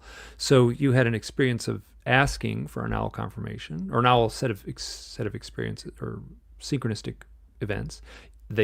You got them, and I asked, how did you make you feel? And you wrote, it felt like absolute confirmation. That's pretty strong. So that doesn't make it true that you felt that, but that's what I'm like what you feel is higher than the speculation of whether it could be true or not. Yeah, right. Jim, I just wanted to let you know that James is backstage. Okay. Do we want to bring him on? do you want to bring him on now? Yes, we can. Yes. Okay, yeah, let's bring on James. Yeah, he has an interesting owl story. I think he has a couple of owl stories. James, And how are you? I think there's some interesting aspects to them, that we could talk about. Yes. Hi, I'm James. Hello, nice, good to meet you. Thanks for this. And just so you know, I do this all the time. Talk to people just like this. So this is totally normal for me. Yeah, this is really exciting. I've been wanting to talk to you for 2 or 3 years now. I've read all of your books. I'm a huge fan, and I'll just get right into it because of time. And be as detailed as, give us the full, high Sure. resolution detail of the owl experiences, and we'll. Yeah, my experience started when I had a premonition about dying on the freeway after my stepfather said most accidents happen between 2 and 3 o'clock in the morning. And I kind of was snapped into the U-Haul and saw myself driving at night. And afterwards, I kind of thought that I was going to die. Kind of felt like a precognitive psychic flash. And this was a couple weeks before July 15th, 2006. And I don't want to get too much in this. I tell a story like a billion times, but I have to just kind of mention it because I think it's important for the research that Mike's doing. If we want to be a little bit thorough. And anyway, so the girlfriend I was with at the time said, let's just go and see what happens. Because I was like, I just don't want to go that night. Something that's gonna happen. I want to go that night. It's something that because you had a flash vision of something. Yeah, happening. I was on the phone, and then I don't know if you've ever had a waking dream. It's really weird, but I was in the U-Haul and I was above me driving and I saw lights going into me and it crashed into me. And then I woke up standing up on the cell phone and all the hair was standing up like this. And there were these goosebumps that were like this big, the size of $50, all along both arms. And I was like, I definitely thought that it was a premonition that I was going to die. And I saw a UFO. And so, when did you see the UFO in this event? This was July 15th, 2006 at 3:08 a.m. So 8 minutes after the premonition time. Okay. Wow. This is okay. Keep going. Sure. Yeah. And so I have a lot of experiences. And so again, I've told this story like a million times. We could spend more time on it later, but I saw 3 lights in the sky. All of a sudden it flipped. It came down. I saw it, and it was a boomerang with a little bubble on it, and it had 3 lights. And I looked over at the girlfriend and I said, take a look at that. And I hit her across the chest and it woke her up. And all of a sudden it heard me from 1,000 yards away, came flying straight at me as I was driving, and then flew in front of me backwards at like 25 feet, and was going like this, and basically between 9 and 4 o'clock and going like that. And then it came in even closer, and it scared the hell out of us, and I wasn't sure if it was threatening me. And then the wing was like this thick. It was beautiful craft. And I closed my eyes because I noticed that the speedometer was like this, and I was like, what? And I tried to move my arms, and you can see my surgical scar here. I blew my ulna up into 21 pieces and tried to move my arm, and it was that same paralyzing feeling. It's because I looked into the lights, and the lights gave me this crazy euphoric feeling, like it made my eyes feel good. And then I saw every cell in my body blow up like fireworks, and I would never have felt more calm in my entire life. But that's when I noticed the speedometer was like this, and it was impossible for a U-Haul to do that because it was like this the whole time. And I'd actually been playing a game for a couple hours trying to keep it still with my foot. And I was like, whoa. Either this thing is in control of me and it's driving so perfectly with the pedal, it's got it like a ice cube at 65, or time has stopped. But anyways, I closed my eyes and I tried to hide inside of my mind and felt like I was being like mentally hacked. And I said, why don't you like not be a wimp and ask a question? And I said, what's the answer to the universe? Because I thought if it was in my head, I must be inside of its head like a telephone with a cord, and a tomato can talking on one end. Mm-hmm. And then nothing happened for a second, and then all of a sudden I saw ALLISONE and all is one. And so it said all is one. And so I laughed and I said, I could have told you that. Give me an equation or something. It went off to the side of the road. The girl I was with was like, it's right there. And then it just darted off and didn't make any sonic booms. And so we got out of the car and we had a conversation, and it was something to the effect of, she never wanted to see it again. And she said, do you think it will come back? And I was like, I hope so. I felt like it was like a space girl. And she's like, oh, great. Now I got to deal with space girls. California was bad enough. We were moving to Oregon. And so years later, we broke up. And this is like where I'll just jump in with the Owl story. I had a dream that I got taken through a window in Portland that scared the crap out of me. And then years later, in like 2012 or something, I moved to Montecito, California, in Romero Canyon. We just found this amazing place. I just happened to have this amazing luck finding these places. And it's this little country cabin. And we were there for a couple months. We were very happy. I got into a conversation with a friend about that experience I just told you about. And he got really upset and he said, you shouldn't tell people that was a UFO. It could have been military. And I was like, oh man, what do you know? Like, I was just like, I don't want to have this conversation. And so we left, even though that he was like, no, stay. And I was like, I can't believe I'm leaving a jacuzzi. And because of this UFO thing, we're going down the hill, and we're going down Ortega Ridge to a T-bone. And right when we got to the T-bone, there was a giant 4-foot white owl that was sitting right in the middle of the tree. And it was in the tree, so it was a 4-foot owl, but it was in the tree. Yeah, like if this is an old coastal oak tree, it was right here on this amazing little branch, like just sitting there, like almost like we rolled up to a picture. And like my reaction was just one of, I just yelled out, F you, and I flicked it off and peeled out. Because, see, I didn't have a good reaction after that being pulled through the window. I told my grandmother before she died about that first experience I just told you about. And I was like, man, that sucks. I kind of knew she was going to die, and I could have told her something else. And so I sort of felt like I was being followed, and it's kind of negative. And so... Well, I think that reaction, let's slow down a little bit here. I think that reaction, I wonder what you think about this, Mike. So that was kind of a really unnatural reaction to have, right? Well, it was like I was being followed. Yeah, I like moved all the way down. It brought something out of you, like, again. Do you feel like it brought out of you this kind of anger or some kind of rejection of the just owl, or just a rage, just a pure, just like ready to fight the owl. And then the best thing about it is the owl didn't flinch, didn't move, didn't do nothing. I made as much gesture and noise as I could have made. I peeled out. We went like 75, 85 miles an hour and hit the bridge and got a little bit of air.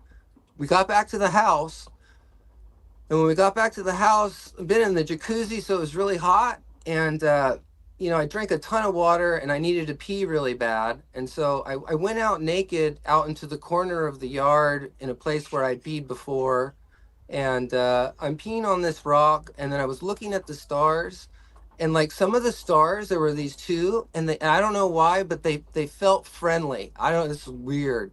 So this, like, in my mind, went on for maybe 3 minutes at the most. And so I was like, wow, those stars are really twinkly. And then I went back and looked, and all the lights were on in the house. I had left and all the lights were off. We were going to bed. I look and the door's open and everyone has clothes on, and I heard somebody yell my name and the dogs run up to me, and I'm completely naked, and I like walk into the house and there's Kenny, one of the people that lives on the property, an antiquer in his 50s, and he's looking at me and he says, James, we were just about to call the police when you walked through the door. And I'm like, Kenny, go home. I'm naked. Like, I got to put some boxers on. And then the girlfriend at the time, she's hysterical. She's crying and she's on the bed like this. And I go, well, what's going on? What's going on? I'm like, mad. I'm like, why are you here? Like, what's going on? They're like, you were gone for 45 minutes. We yelled and screamed everywhere on this property. And it's just a big green field with a couple fruit trees. So I'm mad at this point, and I just tell Kenny to go home. And I mean, even to this day, I don't even know if I really believe it or not, because I don't remember being gone. But I mean, this did happen. And so right as we go to bed, the girlfriend at the time said I fell asleep immediately, and she woke up and there was a white Labrador with big black eyes looking back at her. And we had 2 Queensland healers that were black. And so it didn't make any sense when she told me that in the morning. And where was it, the Labrador? Was it? It was at the base of the bed looking back at us. Okay, gotcha. I didn't see it. But she said it had giant black eyes and was white and looked like Snoopy and was looking right at us in the center.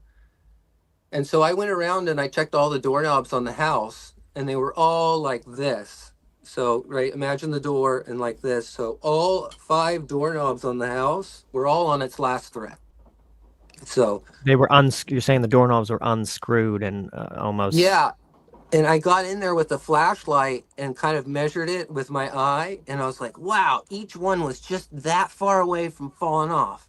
And there was no wind that night, and it was just like, whoa. So that's kind of the beginning of the owl stuff. And then okay. Go ahead. Let's pause here. And Mike, what is your take on the large owls that people see? And I know you've heard a lot of stories about that. Lots, yeah. Let's start with that. So I mean, if you made it this far into the show and read my books and stuff like that, like I'm not worried about like asking a leading question or such, because if you've read my books, you've read the stories that I've been writing about, so you're up to speed on my research. First of all, there's really no such thing as a 4-foot tall owl. Now, I could see someone making it, if something's far away, they could estimate wrong, and it could say a large owl. It seemed 4 feet, but maybe if you measured it would be. But that's very. You could go 3.5. I know what you're saying. Yeah, 3. There's no such thing as a 3.5 foot tall owl. I went back to the tree. All right, because it wasn't an owl. I looked at that tree and I made a couple observational things. I mean, I grew up in the wilderness in West Virginia. I've spent thousands of hours, and there's never been a bigger owl that's ever come across as far as I was concerned, that was the biggest owl in Santa Barbara County. But, obviously you've got your car lights on, and, you're looking at it from different perspectives. And so but you it's said an owl, so you're already like, whoa, look, it's an owl. And you already said a few things. It was, looking right at you. It didn't flinch. So I'm not doubting what your memory is, but I'm just saying that there's a paranormal aspect to this. So I'm as just hearing this. First of all, hearing this, every little point in there of your story, feels like I've heard something. If it's not the exact same details, it's something so similar that it would be similar enough. So so there's a couple things. So let me just go. So you were driving 60 miles an hour. Was this a real event, like a real? And then you because you say you had to close your eyes and experience this sensation. So that you were driving 60 miles an hour, saw the needle that was frozen, the speedometer needle, and then you closed your eyes while driving? Well, Yeah, that was because a I knew I different wasn't event than driving the the owl car event, anymore. right? Just No, to I just clarify, wanna Yeah. this was the event where you saw the UFO and you were driving in the U-Haul. That was a separate event to the owl event, right? Oh, I get that, but I just want to Okay, clarify sorry. a few Right. things. Yeah. Yeah, I did. I was driving with my eyes closed at 65 miles an hour because once I felt that paralyzation, I thought to myself, it's keeping me safe. It's so dang Very close to me interesting. Very right now. interesting. Okay, got it. So you had a sense of knowing that you would be safe if you closed your eyes. Okay, so there's Well, no, that's not true. I closed my eyes once I looked into the direct light that I call a drug light. And so Okay. it had something to do with that. Once I looked into there, I actually, the reason that I closed my eyes almost was is I felt like I was being mentally hacked and that this was the only way to Yeah, get get out it. of it. Yeah. So, Yeah. as honest as I can answer the question. Oh, I get it. I get it. So I just wanted to clarify that. I've talked to a lot of people who have had these experiences, and they describe a distortion in time. So my strong sense is that some either a psychic projection. I'm completely speculating, and you've read my books and such, so but there was some sort of psychic perception put into your mind of all this, or it played out in a distorted sense of reality where time doesn't function as it's functioning for all of us right now. Where the clock was tick, tick, tick, tick. Correct. Correct. Yeah. Okay. So I'm right there. Like you're not saying anything that I haven't heard before. So, but I follow you completely. I just wanted to clarify that. Yeah, you could call it the Oz effect. Is the only research I found that sort of gets close to maybe what was going on, where time stands still, because you're so close to that thing that it could. Or eerie silence, and yeah. So everything you're saying is I've heard in one sense, and that your girlfriend seemed to be unconscious, and you had to wake her up, and these all these details are and then this is the problem where I'll just back up a little bit. I just went to a conference where there were very, very analytic academics that were entering the UFO field. And they were talking about, what gets reported and how they do their research and how they like to do research from facts and stuff like that. And I'm like, oh, you're going to step into this arena. And someone like you is going to tell a story that is just outside the bounds of time and space. And they're going to say, okay, well, this simply can't be true. Let's put this in the gray basket or in the trash can, and let's not deal with this messy report because there's these parts of this report that don't fit. The problem is the majority of the reports, I'm cautious to say the majority, like a lot of reports have exactly the kind of distorted aspects that yours have, where you're suddenly unhinged from the normal boundaries of normal conscious experience. If you heard one story like that, you have permission to be skeptical. You hear 500 like that, and it seems normal. So what you're saying is to me is like, this is right in line with the kind of research I do.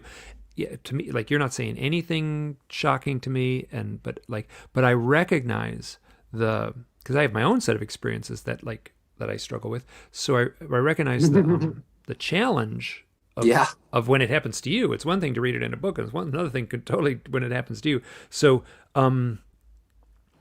and that's so beautiful that all is one, in the sense that when you wrote it, because it sounded like Allison first, and then I was like, oh no, it is all is one, and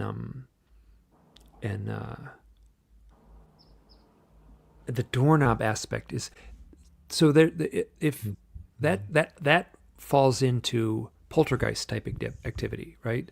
So poltergeist activity, that would the ghost hunter would say, poltergeist activity, and the UFO researcher might say, well, like, what on earth would an alien craft from another planet want to tinker with your doorknobs, all the doorknobs in the house? The door is symbolic. right? So And I would also love to get your take on this, which is the latest owl experience that I please. had. That to be honest, went to contact. It happened for Contact in the Desert this last year. Hmm.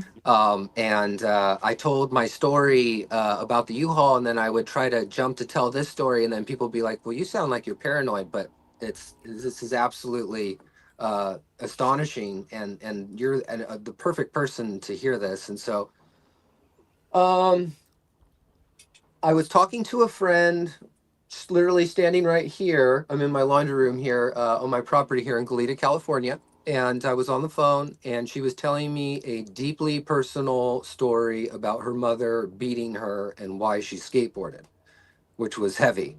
And then she said, "I've never told anybody that. And I just happened to be looking through this hole in a tree, and there was a object that looked like an airplane with no fuselage, and it was straight and then down like this, like a boomerang, and it had 9 lights, and I saw it, and it stopped, it went through past the hole, and then all of a sudden it just went like this."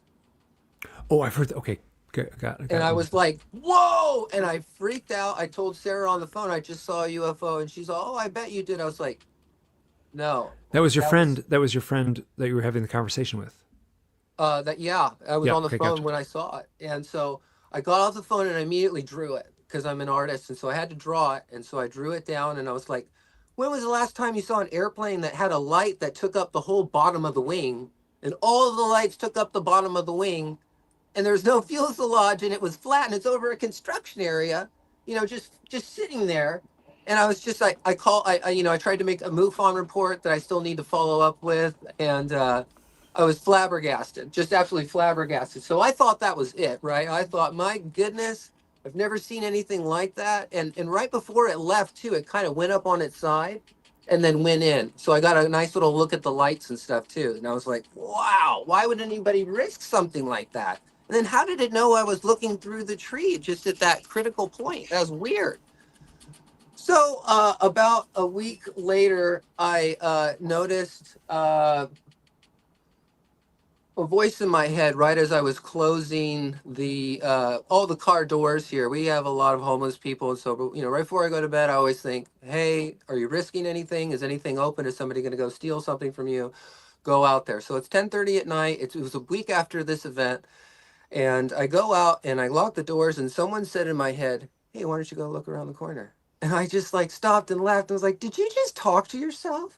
And I thought, well, what's the point? Like, even if you did talk to yourself, why don't you go over and go? He said, "Go look at Claire's tree where the eucalyptus is." And I went, "Okay." So I walk over there, and I'm like, it's like 100 yards. It's kind of cold out. I'm in sandals and shorts. I go and I just see the most amazing spectacle I've ever seen as far as owls. There's 40 of them. Hmm. And there's one big uke right here and another big eucalyptus, and it's right on this creek, and they're swarming these trees, and they're all swarming the same direction. And so I come around the corner and I see the tree, and there's 3 of them lined up perfectly, like spaced perfectly. And it's so cool when you see an owl at night because they're so silent, and you see this shape and you're like, whoa. And so, and then 2, and then 1, and then another 3, and then all of a sudden a chevron shaped V with 5 lights made a comet, and it blended itself in with the owls. I lost my mind. I went and grabbed my wife and my kids, and I had them standing out there, and they're like, "What are we doing out here?" And I'm like, "I don't know, but like, that was incredible." And I drew it. And so I thought, wow, I've never seen a UFO comet, and it blended itself in with the owls. That's just bizarre. It must have been just like, and it was like right on the ridge line almost. When you Oh, say it blended it was in, when you say it blended in with the like owls, they were do you feel like swooping it around the transitioned tree. into the owls transitioned into a craft? Like there It was was owls and then it became a craft, or no? it was just so beautiful how it interplayed with the owls swooping around the tree, and then it commented, and it like went in like that, and I saw it, and it went, and I was like, what? And I lost it. I was like, that was so beautiful. I was gorgeous, and I love shooting stars. And so I'm thinking that's it. And so I call up all the other UFO people again, and they're like, oh, yeah, sure, James, you got another UFO up there. I'm like, no, they're going to come again. You need to show up. So I called all of them. I said, I'm going to call everyone I know in the UFOlogy and tell them that the UFOs are here. So the next night, I'm upset. Nobody showed up. Like, no one has the money to come out here. Everyone was really sick at the time. And my kids exhausted me. And I got a 2-year-old and a 4-year-old. And so, like, that's just a really rough period. And we just got nonstop screaming. And I've got 3 dogs. And, my wife's still breastfeeding. And it's just, oh. And so I went to go take a shower.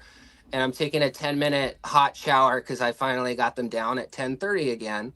And as soon as I stepped into the shower, my German Shepherd Sage started barking. And like, I was so tired that I was like, oh, hopefully she'll just stop barking. And I'm just like, having this little pity party for myself. And I'm in the hot water and I feel it. It's like 10 minutes later and I'm like, oh my God, she's still barking. And I was just like, I lost it, and I ran outside naked. I came around the corner here. I stand right there and I looked at her. And she looked at me like this. And I was like, oh, you're going to give me Kermit the Frog face? What's going on? And she wasn't looking at me. She was looking right above me. And so I got mad. I was like, oh, you're going to stop barking? And like, right as that happened and I looked at her, I looked up. And right as I looked up, there was an owl that was flying over my head. And I was like, whoa. And I saw it and it was like really close. And then it turned in to the chevron V. It turned in right here, this front part, that was where the head of the owl was. And then as it came over, it turned into the V and it flew right over my house. And I was trying to look at it and I couldn't it was fuzzy. Like I was looking at like hot pavement or something. And then it went right over the creek and it went right into the tree. It just went wah, like into the tree, didn't make any noise. And I was just like, what? Like, that was incredible. And it scared the crap out of me because I didn't realize the owl was going to fly above. And then I like went in immediately. I wrote down my thoughts. I wrote down the time and I drew it out. And what I wrote was I looked up and saw an owl and realized it was a UFO and I got scared. Was the UFO still small after it transitioned from the owl into a UFO? Was it a small chevron, or did it become UFO size, It or was 60 feet wide. so it became And very large? Or was the owl large to begin with? no, it was Or just or a did, or regular was there owl, a but change like in the size? the positioning was crazy. It was like right over my head, and then I saw it like that. It came into my peripheral. It was like like Batman, right? The owl shape, the head and the wings, and then as it went over, it just it just dissolved into the nose, and it just flew over. It was almost like if I had seen that craft fly over me. If I was like a bunny rabbit or something, I would have had a heart attack. I think my heart would have blown right out of my like it just. I get scared pretty easy, but I So it was mean, shocking. It was that close, and it was like a kind of a shock that it it was was so suddenly there. close. I could have thrown like a piece of surfboard wax and it would have stuck to it. You know what I mean? Like it was lower than the power lines. And then I would just started having these conversations with friends that are UFO investigators going, well, why would the military fly something like that over my house and test it? You And know? why would the dog bark like that? And why would it look at you with that expression and stuff like that? And then the whole thing was, leading up to it, the events. Yeah, these are all. This is the problem. Is sometimes these events have a built-in level of absurdity built right into the story, and you could speculate that the intelligence behind all this is purposely putting that absurd quality in the same way that like a do you know what a Zen koan is? Like if you No. meditate. So a Zen koan is if you're a Buddhist practitioner and you work with your guru or the lead monk at the monastery, the lead monk would give you a something to think about for your meditation. And like the sound of, what is the sound of one hand clapping is a classic Zen koan. So there is no sound of one hand clapping because you can't really clap with one hand. So you're asked to meditate on something that can't be real, that can't exist. So there's all these elements in your story that have that property where it feels like you are being confronted with these these powerful emotional events that have a absurd quality to it. And I mean, what you're describing, these absurd qualities show up in plenty of other people's stories. But, you know, one little key thing is that your friend, the woman, was talking about something that happened in her childhood, and it sounded very heavy, and she admitted something for the very first time. And that was when that you saw what appeared to be a craft through the crook of the tree. And that's very common in my reporting, or in the reports that arrive in my inbox, or that people contact me with or talk to me with, or, you know, that these events happened at a very highly charged point. Like, that's an emotional, highly charged point to be hearing someone, you know, having basically an emotional breakthrough, and then having that powerful event. So all of this is what I can say is you're getting hit, you know, hot and heavy with some of these things, because it seems like there's a lot going on in these experiences, and I've been through points in my life where it feels like, you know, I'm overwhelmed, and that's a tough place to be. So I'm really sympathetic, and I wish I had an answer. Do you meditate? Do you have a practice of any kind of spiritual practice like that, or? Yeah, I kind of like, since I was a kid, I've sort of like talked to sort of like a guardian angel in my head that sort of tells me what things are going to happen before they happen. And then I kind of test the information. I do it surfing a lot. I'll know when a wave's going to break. Everyone will think I'm crazy because I'll paddle 150 yards out in front of everybody, and then I'll get the best wave of the day because I already saw it coming and somebody told me about Okay. it. Oh, this is the kind of stuff I hear a lot. You know, some people may say something totally different. Where, you know, I mean, I know professional people who do psychic work, and they will often, you know, if someone is going to call them tomorrow, they have an appointment set up, they'll spend the night before going like, oh, my knee hurt. Why does my knee hurt so much? Why does my knee hurt so much? And then they'll get on the message the next morning, and they'll do their psychic work. And these are often people who have had UFO type events in their life, the psychics themselves. And they'll say, you know, the session I did was with someone who had a severe knee injury and it's not healing, and they were looking for healing help. So they had a premonition physically. You know, it wasn't like they didn't get a premonition in their head that said, tomorrow you're going to talk about someone with a knee problem. They feel the pain in their knee. So they're empathetic to these things. So the fact that you say you have this ability to tap into, you just said you were literally looking into the future event of where this wave was going to be, is the kind of thing that comes along with these experiences.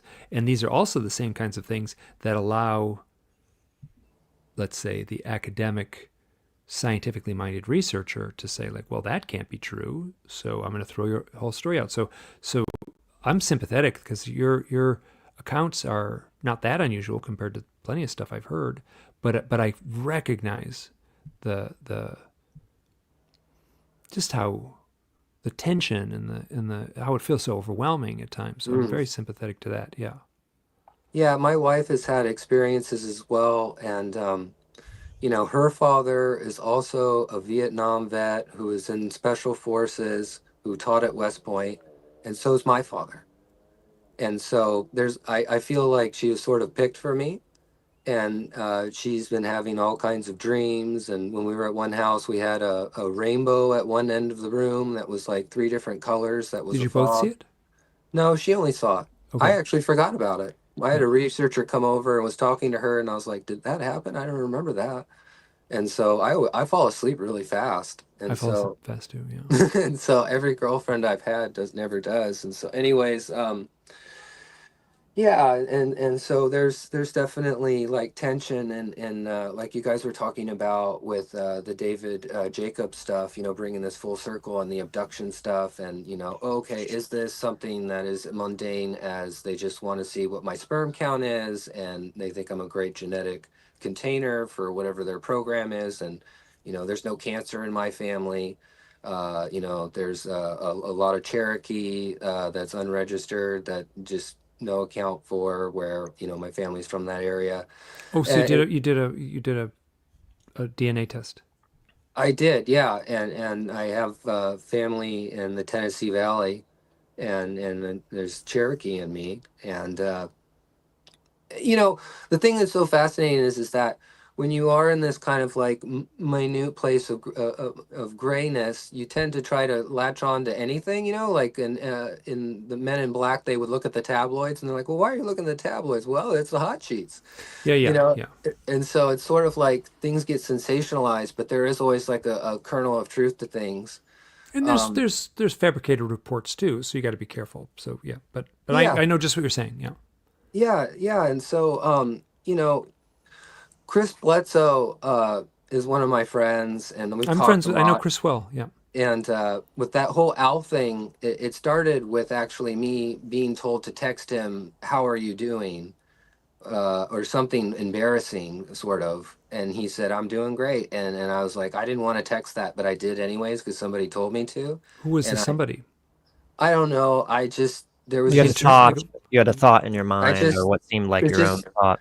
I guess like ever since I've had the first contact, I feel like it never left. And so I'm always playing devil's advocate against myself and trying to experiment with that telepathic communication. And so, you know, before it was that, it was me trying to sell my soul to the devil and write out a letter for everything that I wanted. And then I signed it and I was like, oh no, Oh I yeah, be did it. careful of that. Okay, so that's interesting. So I have Yeah. heard other people say that Yeah. those types of events. Yeah, have you talked to sought out like a spiritual healer or anything like that, or have you gone through any Many, healing?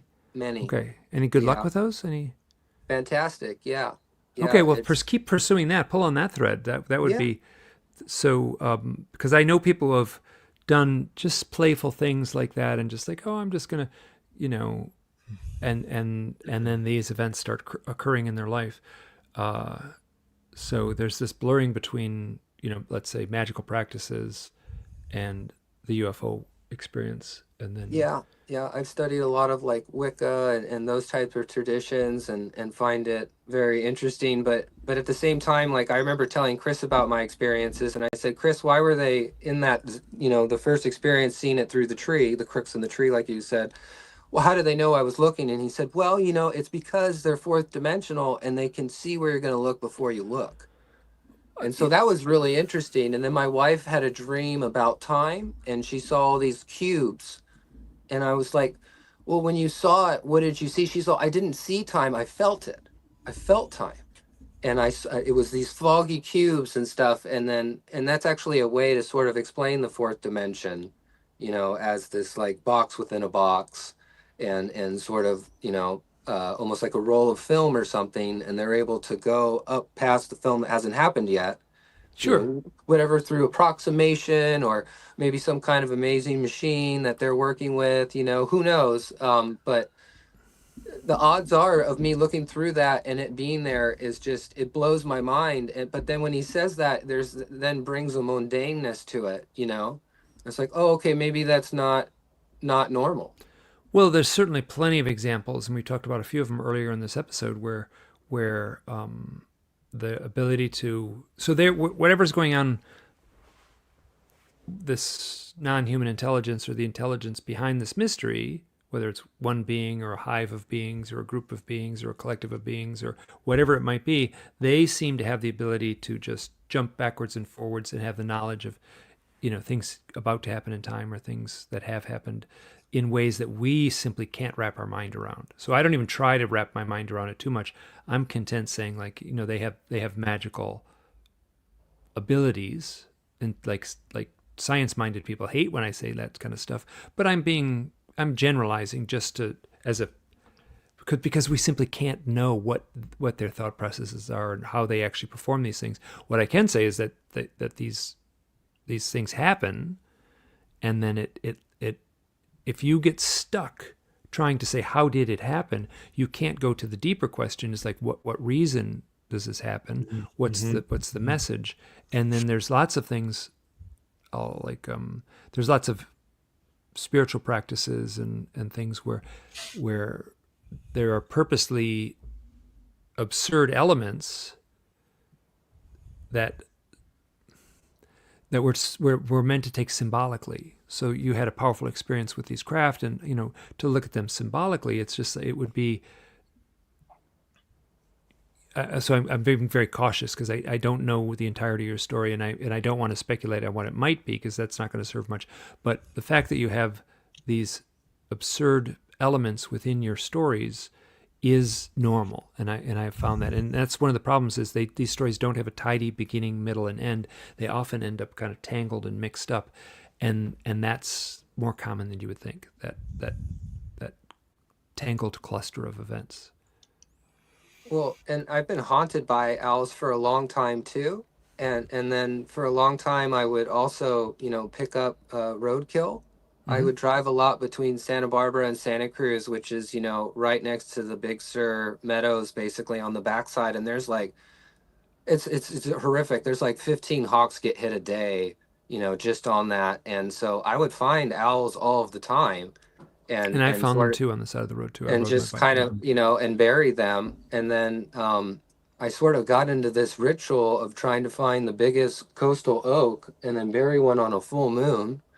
And my buddy's house was right next to the biggest coastal oak I'd ever seen. And so I asked permission to bury the first one. And I said, hey, Logan, you mind if I bury this owl under this tree? It's really pretty. I found it on the side of the road. It's fresh. He's like, all right, you can do that. So thank you. So, a month later, I found another one. And I was like, oh, man, he's going to think I'm doing pet cemetery at his house. Geez, this better be the last one. And I buried that one. And 2 nights later, that oak fell. And the whole thing all at once. No reason at all. And I was sleeping in my camper. And it fell right next to me, and it didn't wake up anybody in the house. I was the only person that woke up. And then in the morning, they discovered what happened, but it created an earthquake and everything. And then I was out there trying to make a wizard stick out of it, and Logan came over and took it out of my hand and said, you got to leave the property. You're not allowed to be here anymore. You dropped that tree with that second owl. Because he's like, you buried an owl under the tree again, didn't you? It was a full moon. And I said, I did. And he's like, you're the one that did this. And so these kinds of these kinds of practices can bring real results, and they're not always what you expect.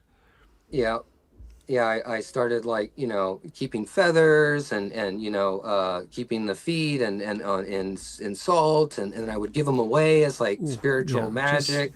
And then ask first, and then I took all of it, and then I just put it in the creek in Santa Cruz. And I just let all of it go down the creek one day.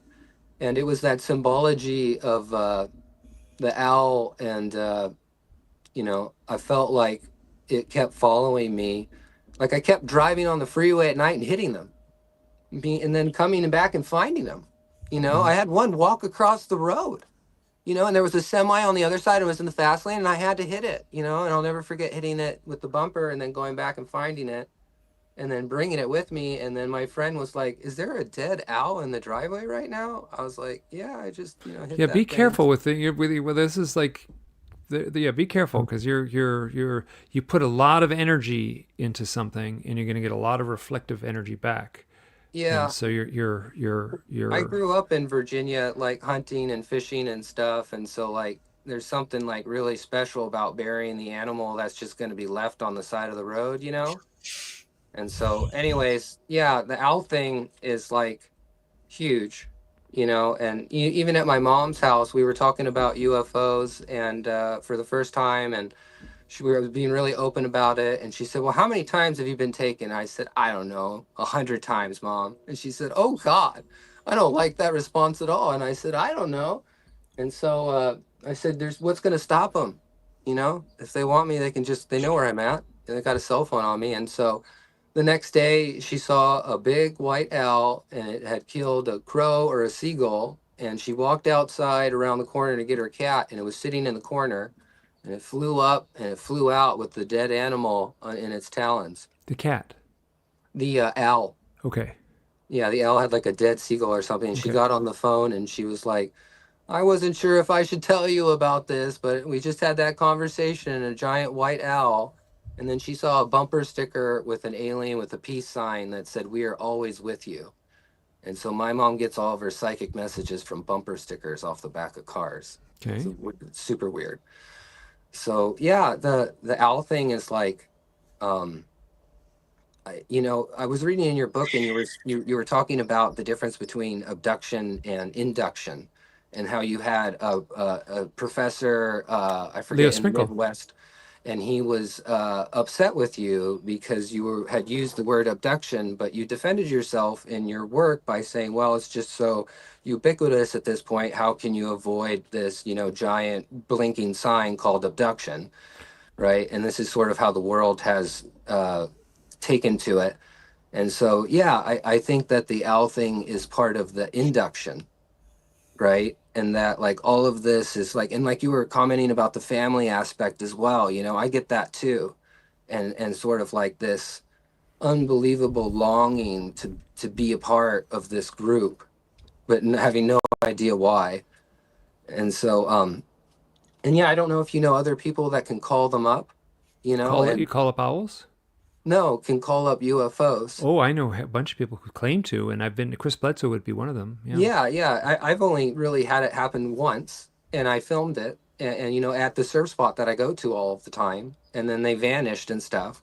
And so I really do think that there's this quantum entanglement aspect, and that the best way that we can study it, for me at least, just in my little universe, is by studying twins and understanding that in its entirety, because when one twin dies, the other one knows instantly without any communication, and they'll faint or they'll drop to the ground, they'll have a physical, emotional thing. And so, you know, if we're all, tuning in to, radio frequencies, we can only tune into one frequency at a time.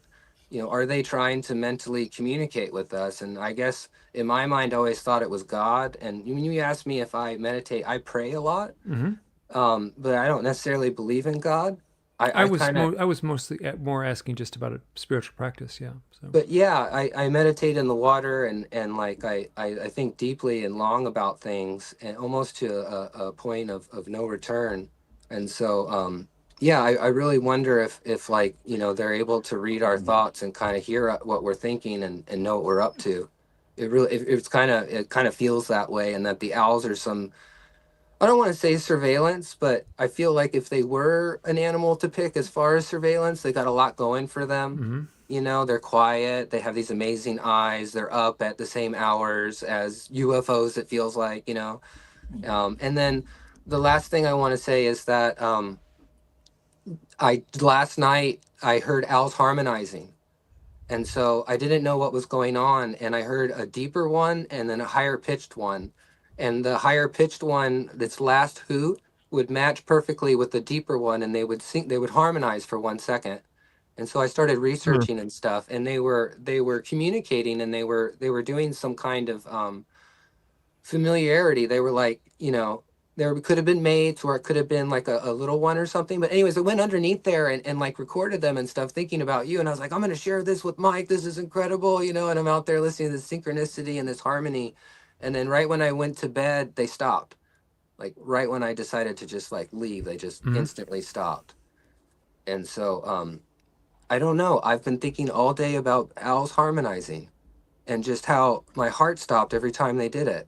It was like, oh my God, it was so beautiful. It sounded like people doing it, So I don't know if there's, Chris says there's a spiritual aspect to this, and that, they're not just here for DNA and sperm hunting, but they're actually here like trying to make a connection with us. And that, there's a lot of positive aspects here that could potentially be overlooked because nobody's really looking. They're not taking this evidence as serious as maybe some people should. So. And I trust Chris and yeah, the complexity of these issues. I do too. Yeah, it's it makes it very difficult to research, because sometimes these things can contradict themselves, and the complexities can be absurd and challenging. Yeah. Well, and then Chris, I told him about the UFOs with the owls, the last story I told you about, and then he said he saw the same crafts 2 weeks before me. And I said, well, what does it mean that they came over? And he said, they just wanted to say hi. Okay, so it's like absurdity on top of absurdity. That's it's like, that's how these things often play out. Yeah. Want to say hi? Like, dang, like that was incredible, and then it almost makes me like this talking piece for it. And it's like, it's like, I want more, you know, and it's like, and that's a really weird thing to like need something from Be them. careful wanting more, because it'll give you more, and that can prove overwhelming. Do you think that James's owl experiences are a bit more on like the intense side of the spectrum than average? Or do you think that there's some kind of interplay between the phenomenon and your consciousness, and that your consciousness could modify it in some kind of way as to how the owl synchronicities manifest, and what form they take, or what the nature of the experience is? Do you think that there's some kind of different people have different types of owl experiences? Is there any kind of patterns that you notice with that? Well, I mean, it's tough to see, because everyone's different, and people can want something. Some people might get it, some people might not. But what I can say is there was a point in my life where I was very, very focused on the owl research, like obsessively so. Like I saw a lot of myself in James, that drive, that obsession. And I was getting so many owl synchronicities that it was making me crazy. The more I would put energy into it, the more synchronicities I was getting. Yeah, I was getting a lot of emails at that time, and there's a chapter in the book that you were holding up, The Messengers, where I had a conversation with this Dr. Kirby Surprise, and he wrote a book about synchronicity, and it was really helpful. It was a really beautiful conversation. I recorded it, and it turned into an entire chapter in the book.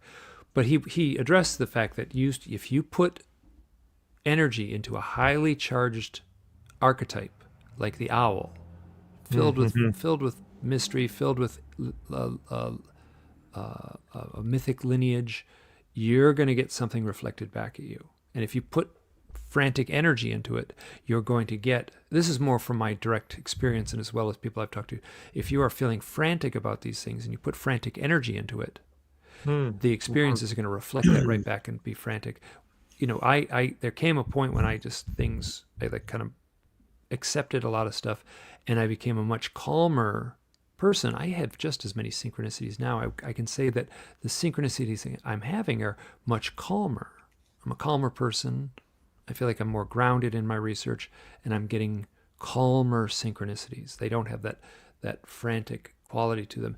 And then I've said this before too, and I feel, don't mess with a Ouija board. Yeah, be careful with Ouija boards, and then like don't write a letter selling your soul and then sign it either. So like he was describing, just be careful, because you can invite in that overwhelming craziness, that franticness that I understand because I've had my own direct experiences with that. So yeah, I think but Mike, what is the repercussions from wanting more? Like James he was saying that he wants more of this. Can this be, what can happen? Well, I mean, I'm at the point now where like I don't need any proof that owls have a highly charged. So here, let me just back up. I'm going to say a couple things. It's not just owls in my research. I haven't said this yet, and I like to try to clarify this. But so it started out that I was just researching UFOs and owls, and then I started getting other letters. And after over a decade of this, I'm seeing a pattern. There's 5 things that are clearly showing up. It's owls and UFOs. That's what I initially started asking for. Then it would be owls and meditation. People meditating see owls. People doing psychedelics, most particularly mushrooms, will have owl experiences. Sometimes those are visionary owls, like part of the psychedelic experience. And then owls and shamanic initiation. Shamans reach out to me, and they say when they're going through the initiatory process of becoming a shaman, they have powerful owl experiences. And then the last one would be owls and death. I could write a big fat book on that. I got plenty of material for that. Where people will see, most often it is a child whose parent dies. The child could be an adult child, and the parent dies, and then an owl will visit them, and they will see the owl as if it is their deceased parent. So these 5 things. So it's not just owls and UFOs. Now your question was, what was the issue as far as? Just ask it again, because I just want to be able to. I was just curious on what the repercussions are if you want more and more and more of this. Well, the repercussions, you could get more and more. You ask for more, right? So, I mean, people have, like, prayer's a powerful thing, intention's a powerful thing. You want more, you might just get more. And you know, like if UFOs are real, all you need to do is see one UFO, and all there needs to be is one UFO account in the history of mankind. And if it's a real UFO account, then UFOs are real. So why are we seeing UFOs so consistently? Hey, you're back. Yeah, I'm sorry. My mom called me, and then all of a sudden my screen went black, and I had to listen to you because I was eating all of it up. The 5 things that you were talking Yep. about. My goodness, what a fresh of breath air to talk to somebody about this that actually gets it. You know, maybe not. No, none of us really get it, but I agree. None of wanna us really get it. We're all getting a little piece of it, sure. Yeah, well, maybe how wonderful it is to meet someone else who's also confused by it. And I just, just want to say thank you so much for taking the time to listen to what I have to say, and how much I appreciate your books too, and as someone who's had UFO and owl experiences, it's like, wow, you look through the literature, you look through the stuff, just like you found yourself when you were entering this research, and no one's talking about this. People are talking about it, but it's a little footnote. It's a sentence here or there. So I didn't discover the owl and UFO connection, but it was out there. But no one had ever did what I did, which I got very obsessed and dove into this deep. And now 16 years later, I'm still doing it. So that I would say that if these stories didn't continually prove to be rewarding and fascinating, I would just drop it and walk away. But that's not what's happened. They continue to be powerful and rewarding, and then people are reaching out to me, and often all I need to do is say, you're not alone.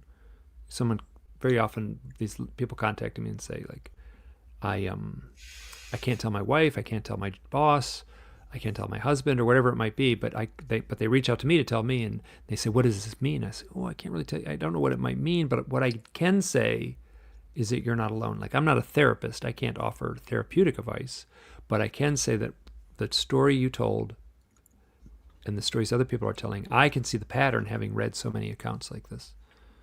And this is all, I'm not looking at the big giant picture of UFO research. I'm looking at a little thin sliver where owls are seen in somehow connection with the UFO experience.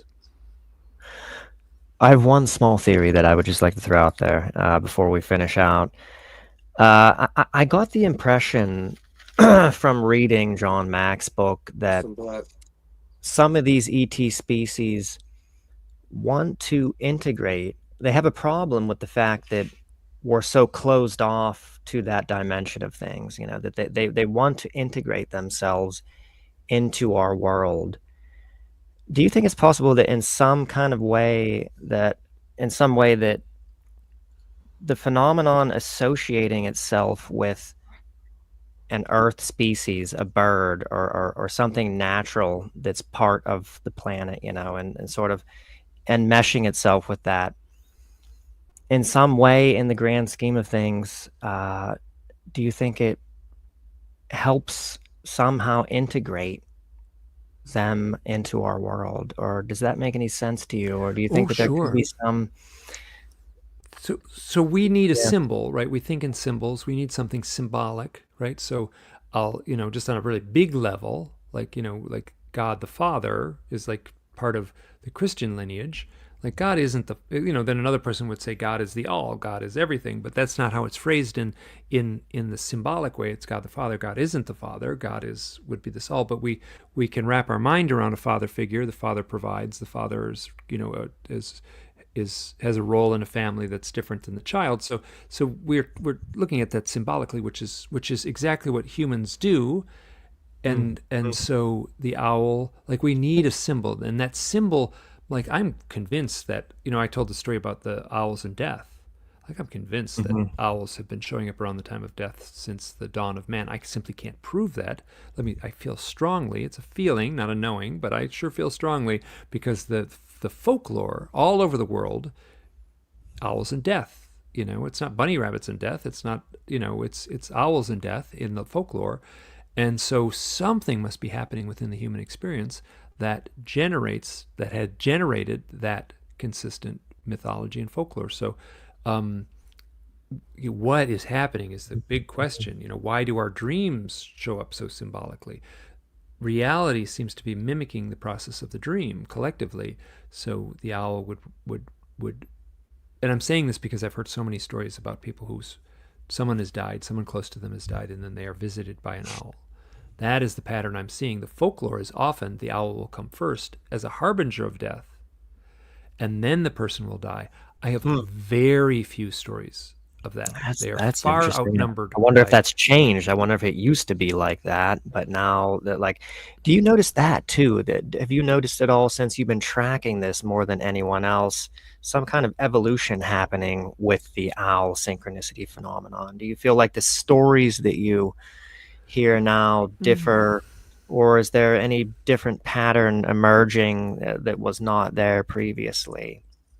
I don't really notice a difference in the. So the answer is I don't notice anything. It might be. I would love to crunch the numbers. I would love to have a statistician come and look at all my files, and then my files are incomplete. It's like someone contacts. Most of my files come through email, and then I'll make. If someone contacts me through Facebook, I have to make a document and then drop it into another folder, and then someone contacts me through Twitter, and then it's like it's crazy making. I get flooded with so many things I can't keep up with it. I wish I had a staff of 10 to help me with this. I don't. I'm just one person. But so if there might be a pattern in there, I anecdotally off the top of my head, I can't say that there's a pattern where things are changing. What I can say is that the people who have the experiences change. They go on to do different work. Lots of stories about people having transformational experiences and quitting their jobs and taking on new work, most often not so much spiritual work, but let's say work that would be beneficial to the planet. They become healers, or it's common is people work at or often volunteer. They volunteer at the dog shelter or the animal shelter. It's really common with people who have these experiences. Weird little thing, You kind of say like, I'm Facebook friends with these people, and then they just kind of notice they're like, oh, this puppy needs to be adopted. Can someone help? And it's like so that's really heartening to me that the people who have an owl and UFO experiences are trying to find a home for puppies. Like that's a silly little anecdote, but it feels real. Yeah, John Mack noticed that, that people that had the abduction experience tended to be more eco-conscious after the experiences. And I worked it doing the seemed outdoor work. The outdoor Say that work again? I did that outdoor work that I was talking about at the beginning of the show. Like that came out of left field. I was a yuppie in New York City working at ad agencies, and then all of a sudden I'm carrying a big backpack teaching people how to appreciate the wilderness. I mean, I was Awesome. teaching them how to camp and travel in the wilderness, and the byproduct of that is the appreciation of the wilderness. And it seems like some of these transformative changes could trace back to while in the abduction, the showing of the abductee, these events, and I mean, this is real common, with abductees. They'll have this experience of being put in front of some kind of monitor or screen, and then witnessing, something catastrophic happening with the earth, or something, that really makes them feel a certain way emotionally. Yeah, I would just point that out as that's very common. maybe, And that's less so now that I'm finding very few accounts of people having the sitting in front of the screen event. Now. Yeah, I know. That seemed I to be feel more like of an I've 80s, 90s kind of thing. right. Except that there is, like, the last abductee that we had on, Todd K. Golden. Yeah. Yep. She's reporting modern abductions, like in the late 2010s, that sound exactly like the abductions of the 80s and 90s. And Oh, she how did interesting! report. I'd love to. What's her name? Her name is K. Rose Golden. And that's what I found interesting about her testimony, is it sounds exactly like the abductions of previous decades. And she also had an experience, we didn't talk about this in our podcast, of being shown the stuff on the screens and catastrophic, horrible events. But yeah, I don't know. Well, there's also the aspect of the mission, right? Sometimes when you're put in front of a screen, you then come up with something, right? You try to attach meaning to it, or you think you understand it, but maybe you don't. I Mm. know I did hypnosis with Lori McDonald in Oh, I know 2000. Lori. She's amazing, and she has an amazing owl story She about sure an does. owl Yeah. following her around for a long time there. I believe it was in the Sacramento area, and then the day that she left, the owl died. This is paraphrasing. There's a lot of It's in my little, book. Yeah. yeah. And I remember she told me that story when I came to meet her, and then I did the hypnosis, and so I started channeling when I was in that hypnosis, and saw a vision of a giant mothership that was an oval with a blue line down the middle. That was the message was Elvis Blue, and I've drawn it a bunch. And a MUFON investigator actually showed me a petroglyph in National Bridges Monument in Utah. I think I said that wrong, but it's the Natural Bridges, Sure. and there's actually exactly the same shape that I've been drawing in there, and the context is that that is actually a UFO, and that there are aliens down there, and that they're here to share wisdom, animals, and uh, people, basically. And there's lines going down this way, and then lines going this way, which the lines going this way show the gravitational field of the Earth, and the lines going this way show the gravitational field, and it has a little halo around it. And I've actually taken my sketch, and it fits in there perfectly. But one of the reasons I'm bringing it up is that there was a moment where I won an Academy Award, and I was sitting there, and I won an Academy Award, and they were like, "You just made the most amazing UFO documentary ever." And I was like, "I just want to thank everybody." And I just had this amazing feeling. And Lori was like, "Wow, you're going to win an award, huh?" And I was like, "I'm supposed to be a writer." And so I went off to screenplay writing, dyslexic guy with dysgraphia, all kinds of disabilities, and thought that I was supposed to be an agent for UFOs. I was supposed to write for them, that I was supposed to do things for them. And so there was this whole aspect of wanting to make sure I didn't let them down big time. In fact, they're right I've heard now, I that from feel many people. I Yeah. feel that right now, and just trying to get ready for today and thinking about this moment right now, like, just wow, just it's so powerful because, like I said, yeah, I want more. I would like them to land and meet and talk, and get within a certain space to where that could happen. And I had a dream one time of a giant flying saucer, a huge one, and it landed in White Sands, New Mexico, because they told me. And then there's a UFO case of a giant UFO crashing there, that Michael Schrapp, who's a friend of mine, an aerospace historian, I know Michael. Yeah. I've talked we've with him, so I don't know we him, but become very, very close friends, and he has stuff from Leonard Stringfield that matches the UFO that I saw with the last story that I told you. He has one that Leonard Stringfield had. How's it possible that he has the exact shape and everything? But yeah, it's the mission aspect, and then I grapple with it, and I go, what if I don't come through? What then? And then this thought pops in my head. You always do. You will. And it's like, I was writing this memoir about all these UFO experiences, and at certain points in the memoir, I just stop and just start cutting down into the wilderness and landscaping, just for hours. Just couldn't stop. And my wife would come out and say, "What are you doing?" I'm like, "I don't know. It's because it's so painful. Just would rather do anything else." And so it's like, I guess the thing that was so revealing for me about all of this is that I didn't realize I had so much childhood trauma. I just blocked all of it out. And then, I was raised by a stepfather who, on the first night we were with him, hung me by my neck and told me that if I ever talked back to him again, that he would kill me. And I spent 7 years with Ben. He's a really dangerous, really gnarly guy. But I guess I bring this up because Chris Pletzo says that all these people have early childhood trauma. well, And the that early childhood. I'm sorry you had that experience, and yeah. So I'm not. I would be careful to say all, but I could say that I've seen it as a pattern in some. he said that there was some report from a three-letter agency that they did in the mid 80s where they took 160 people that were all high experiencers, and the only common thread that any of them had was early childhood trauma. Okay. That was it.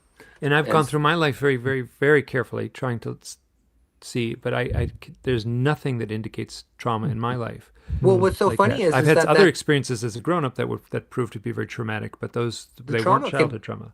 can sometimes happen even in the womb. Like I know an abductee that's a gang rape baby.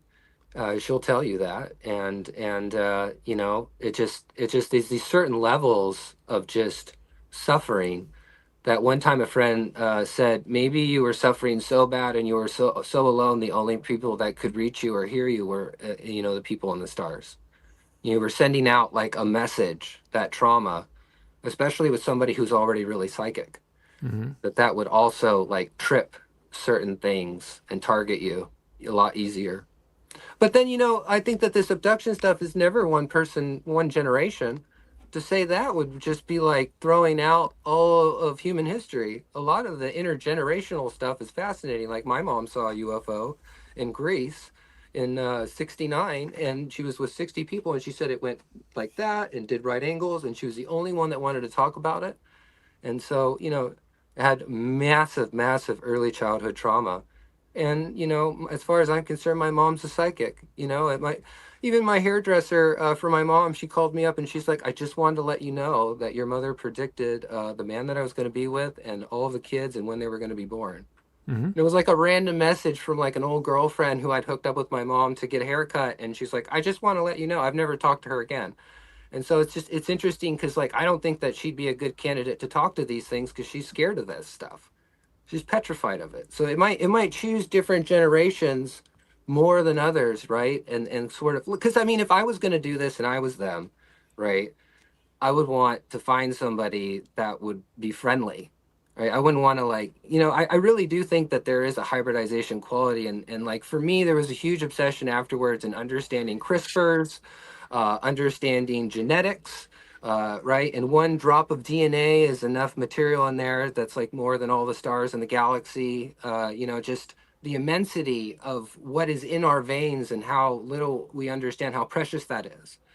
And so, yeah, it's a very complicated thing. It's like, okay, you're being given messages to do something, and then you also have like this aspect that maybe they're breeding you, but then you're supposed to think that they're friendly. You know, it's like how do you gauge like ethics with the group that might not have it? Mm-hmm. Well, So here's what I'd like to say. I'd like to say that we are a half hour past our, our limit here. And it's great conversations. James, I definitely would love to hear more of your story. We can, if it's okay with Mike, we can give him your email, Mike, if that's okay, and he can reach out to you and thank talk you. to you even more. But before we close out, I definitely I want to share the screen here for a second.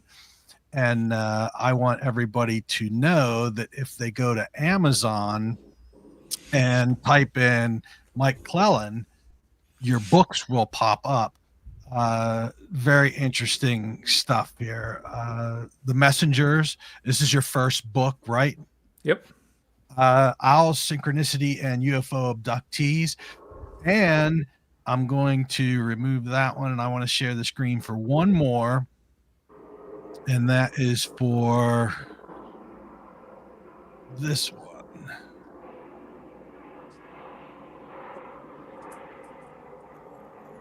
And this one is a companion to the first one, correct? Yes, that's the follow-up. That's basically what happened is when I did the first book, I had more stories than I could fit in the book. And so I put out a second book, and that book has, I was able to tell these stories more completely and more thoroughly in this stories. Because what you need, like, so this has 19 chapters, and each chapter is essentially like a short story where I really went in depth into some people's experiences. And I'm really proud of that book. And you can read them in either order. So. Okay, I was just going to ask if you needed to have them in order. So I mean, there's might be some, but you'll come right up to speed if you picked up either of them. Look, folks, just buy them both, and you'll have the match set, and you'll be good to go. Yeah, it's an audio book as well. They're all audiobooks. Yeah, all of them are audiobooks, and so yeah. I listened to all of them, and they're great. Yes, and I think that these books, a lot of people that's listening to this and watching this tonight, I'm sure they're going to resonate big time with what you was saying, Mike. Yeah, it's gotten darker since we've had our call here. So I'm facing a window. I was beautifully lit when we first started, and now I can tell that the room's getting much darker here. So yes, and I want to thank you so much for coming on. I would love to delve deeper into this with you, Mike, on another time when you have some time. Anytime. Awesome. And James, thank you for coming on and being able to talk to Mike. And hopefully throughout your emails with him, you'll be able to figure out some things. Mm-hmm. Yeah, I know it's not an easy thing. Nobody really knows for sure, but it's a genuine mystery. We're dealing with a genuine mystery, and that makes it hard to, it's, no matter what we do, it seems to remain a genuine mystery. We learn a little bit here, we learn a bit there, but the big picture is we're dealing with a true unknown. Yes. But if somebody, with your knowledge, Mike, if someone's talking to you, they will get somewhat of an understanding. Well, I'm also looking at a very niche corner where it's just the owls, and I just have a more of a mythic outlook where I try to frame these things as a myth, and I try to frame these things. There might be a lesson buried in these things. So I recognize that that's just me, my personality type, and so I'm projecting myself into the way I do the research and into the way I talk to people. So as I said before, when I reach out to people, there's very little I can truly help with besides saying, you're not alone. Right. Mm-hmm. Well, thank you everybody for watching and listening and joining in on the conversation. And we hope to see you next time on Paranomaly Beyond Disclosure. Thanks you, everybody, very much. Thank you. Bye.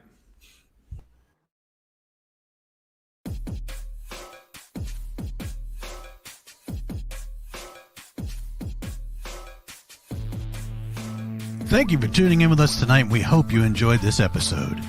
Please be sure to like, subscribe, and follow to receive notifications when new content is made available. A Paranomaly Beyond Disclosure is looking to talk with ufologists, researchers, investigators, contactees, abductees, channelers, and more for upcoming shows. Or if you have stories, photos, videos, questions, suggestions, or comments, please contact us through Messenger or email us at paranomalypodcast@gmail.com. You can also visit us at paranomalypodcast.com for more content and information, including all our social links. I thank you again for watching or listening, and we hope to see you on the next episode of Paranomaly Beyond Disclosure.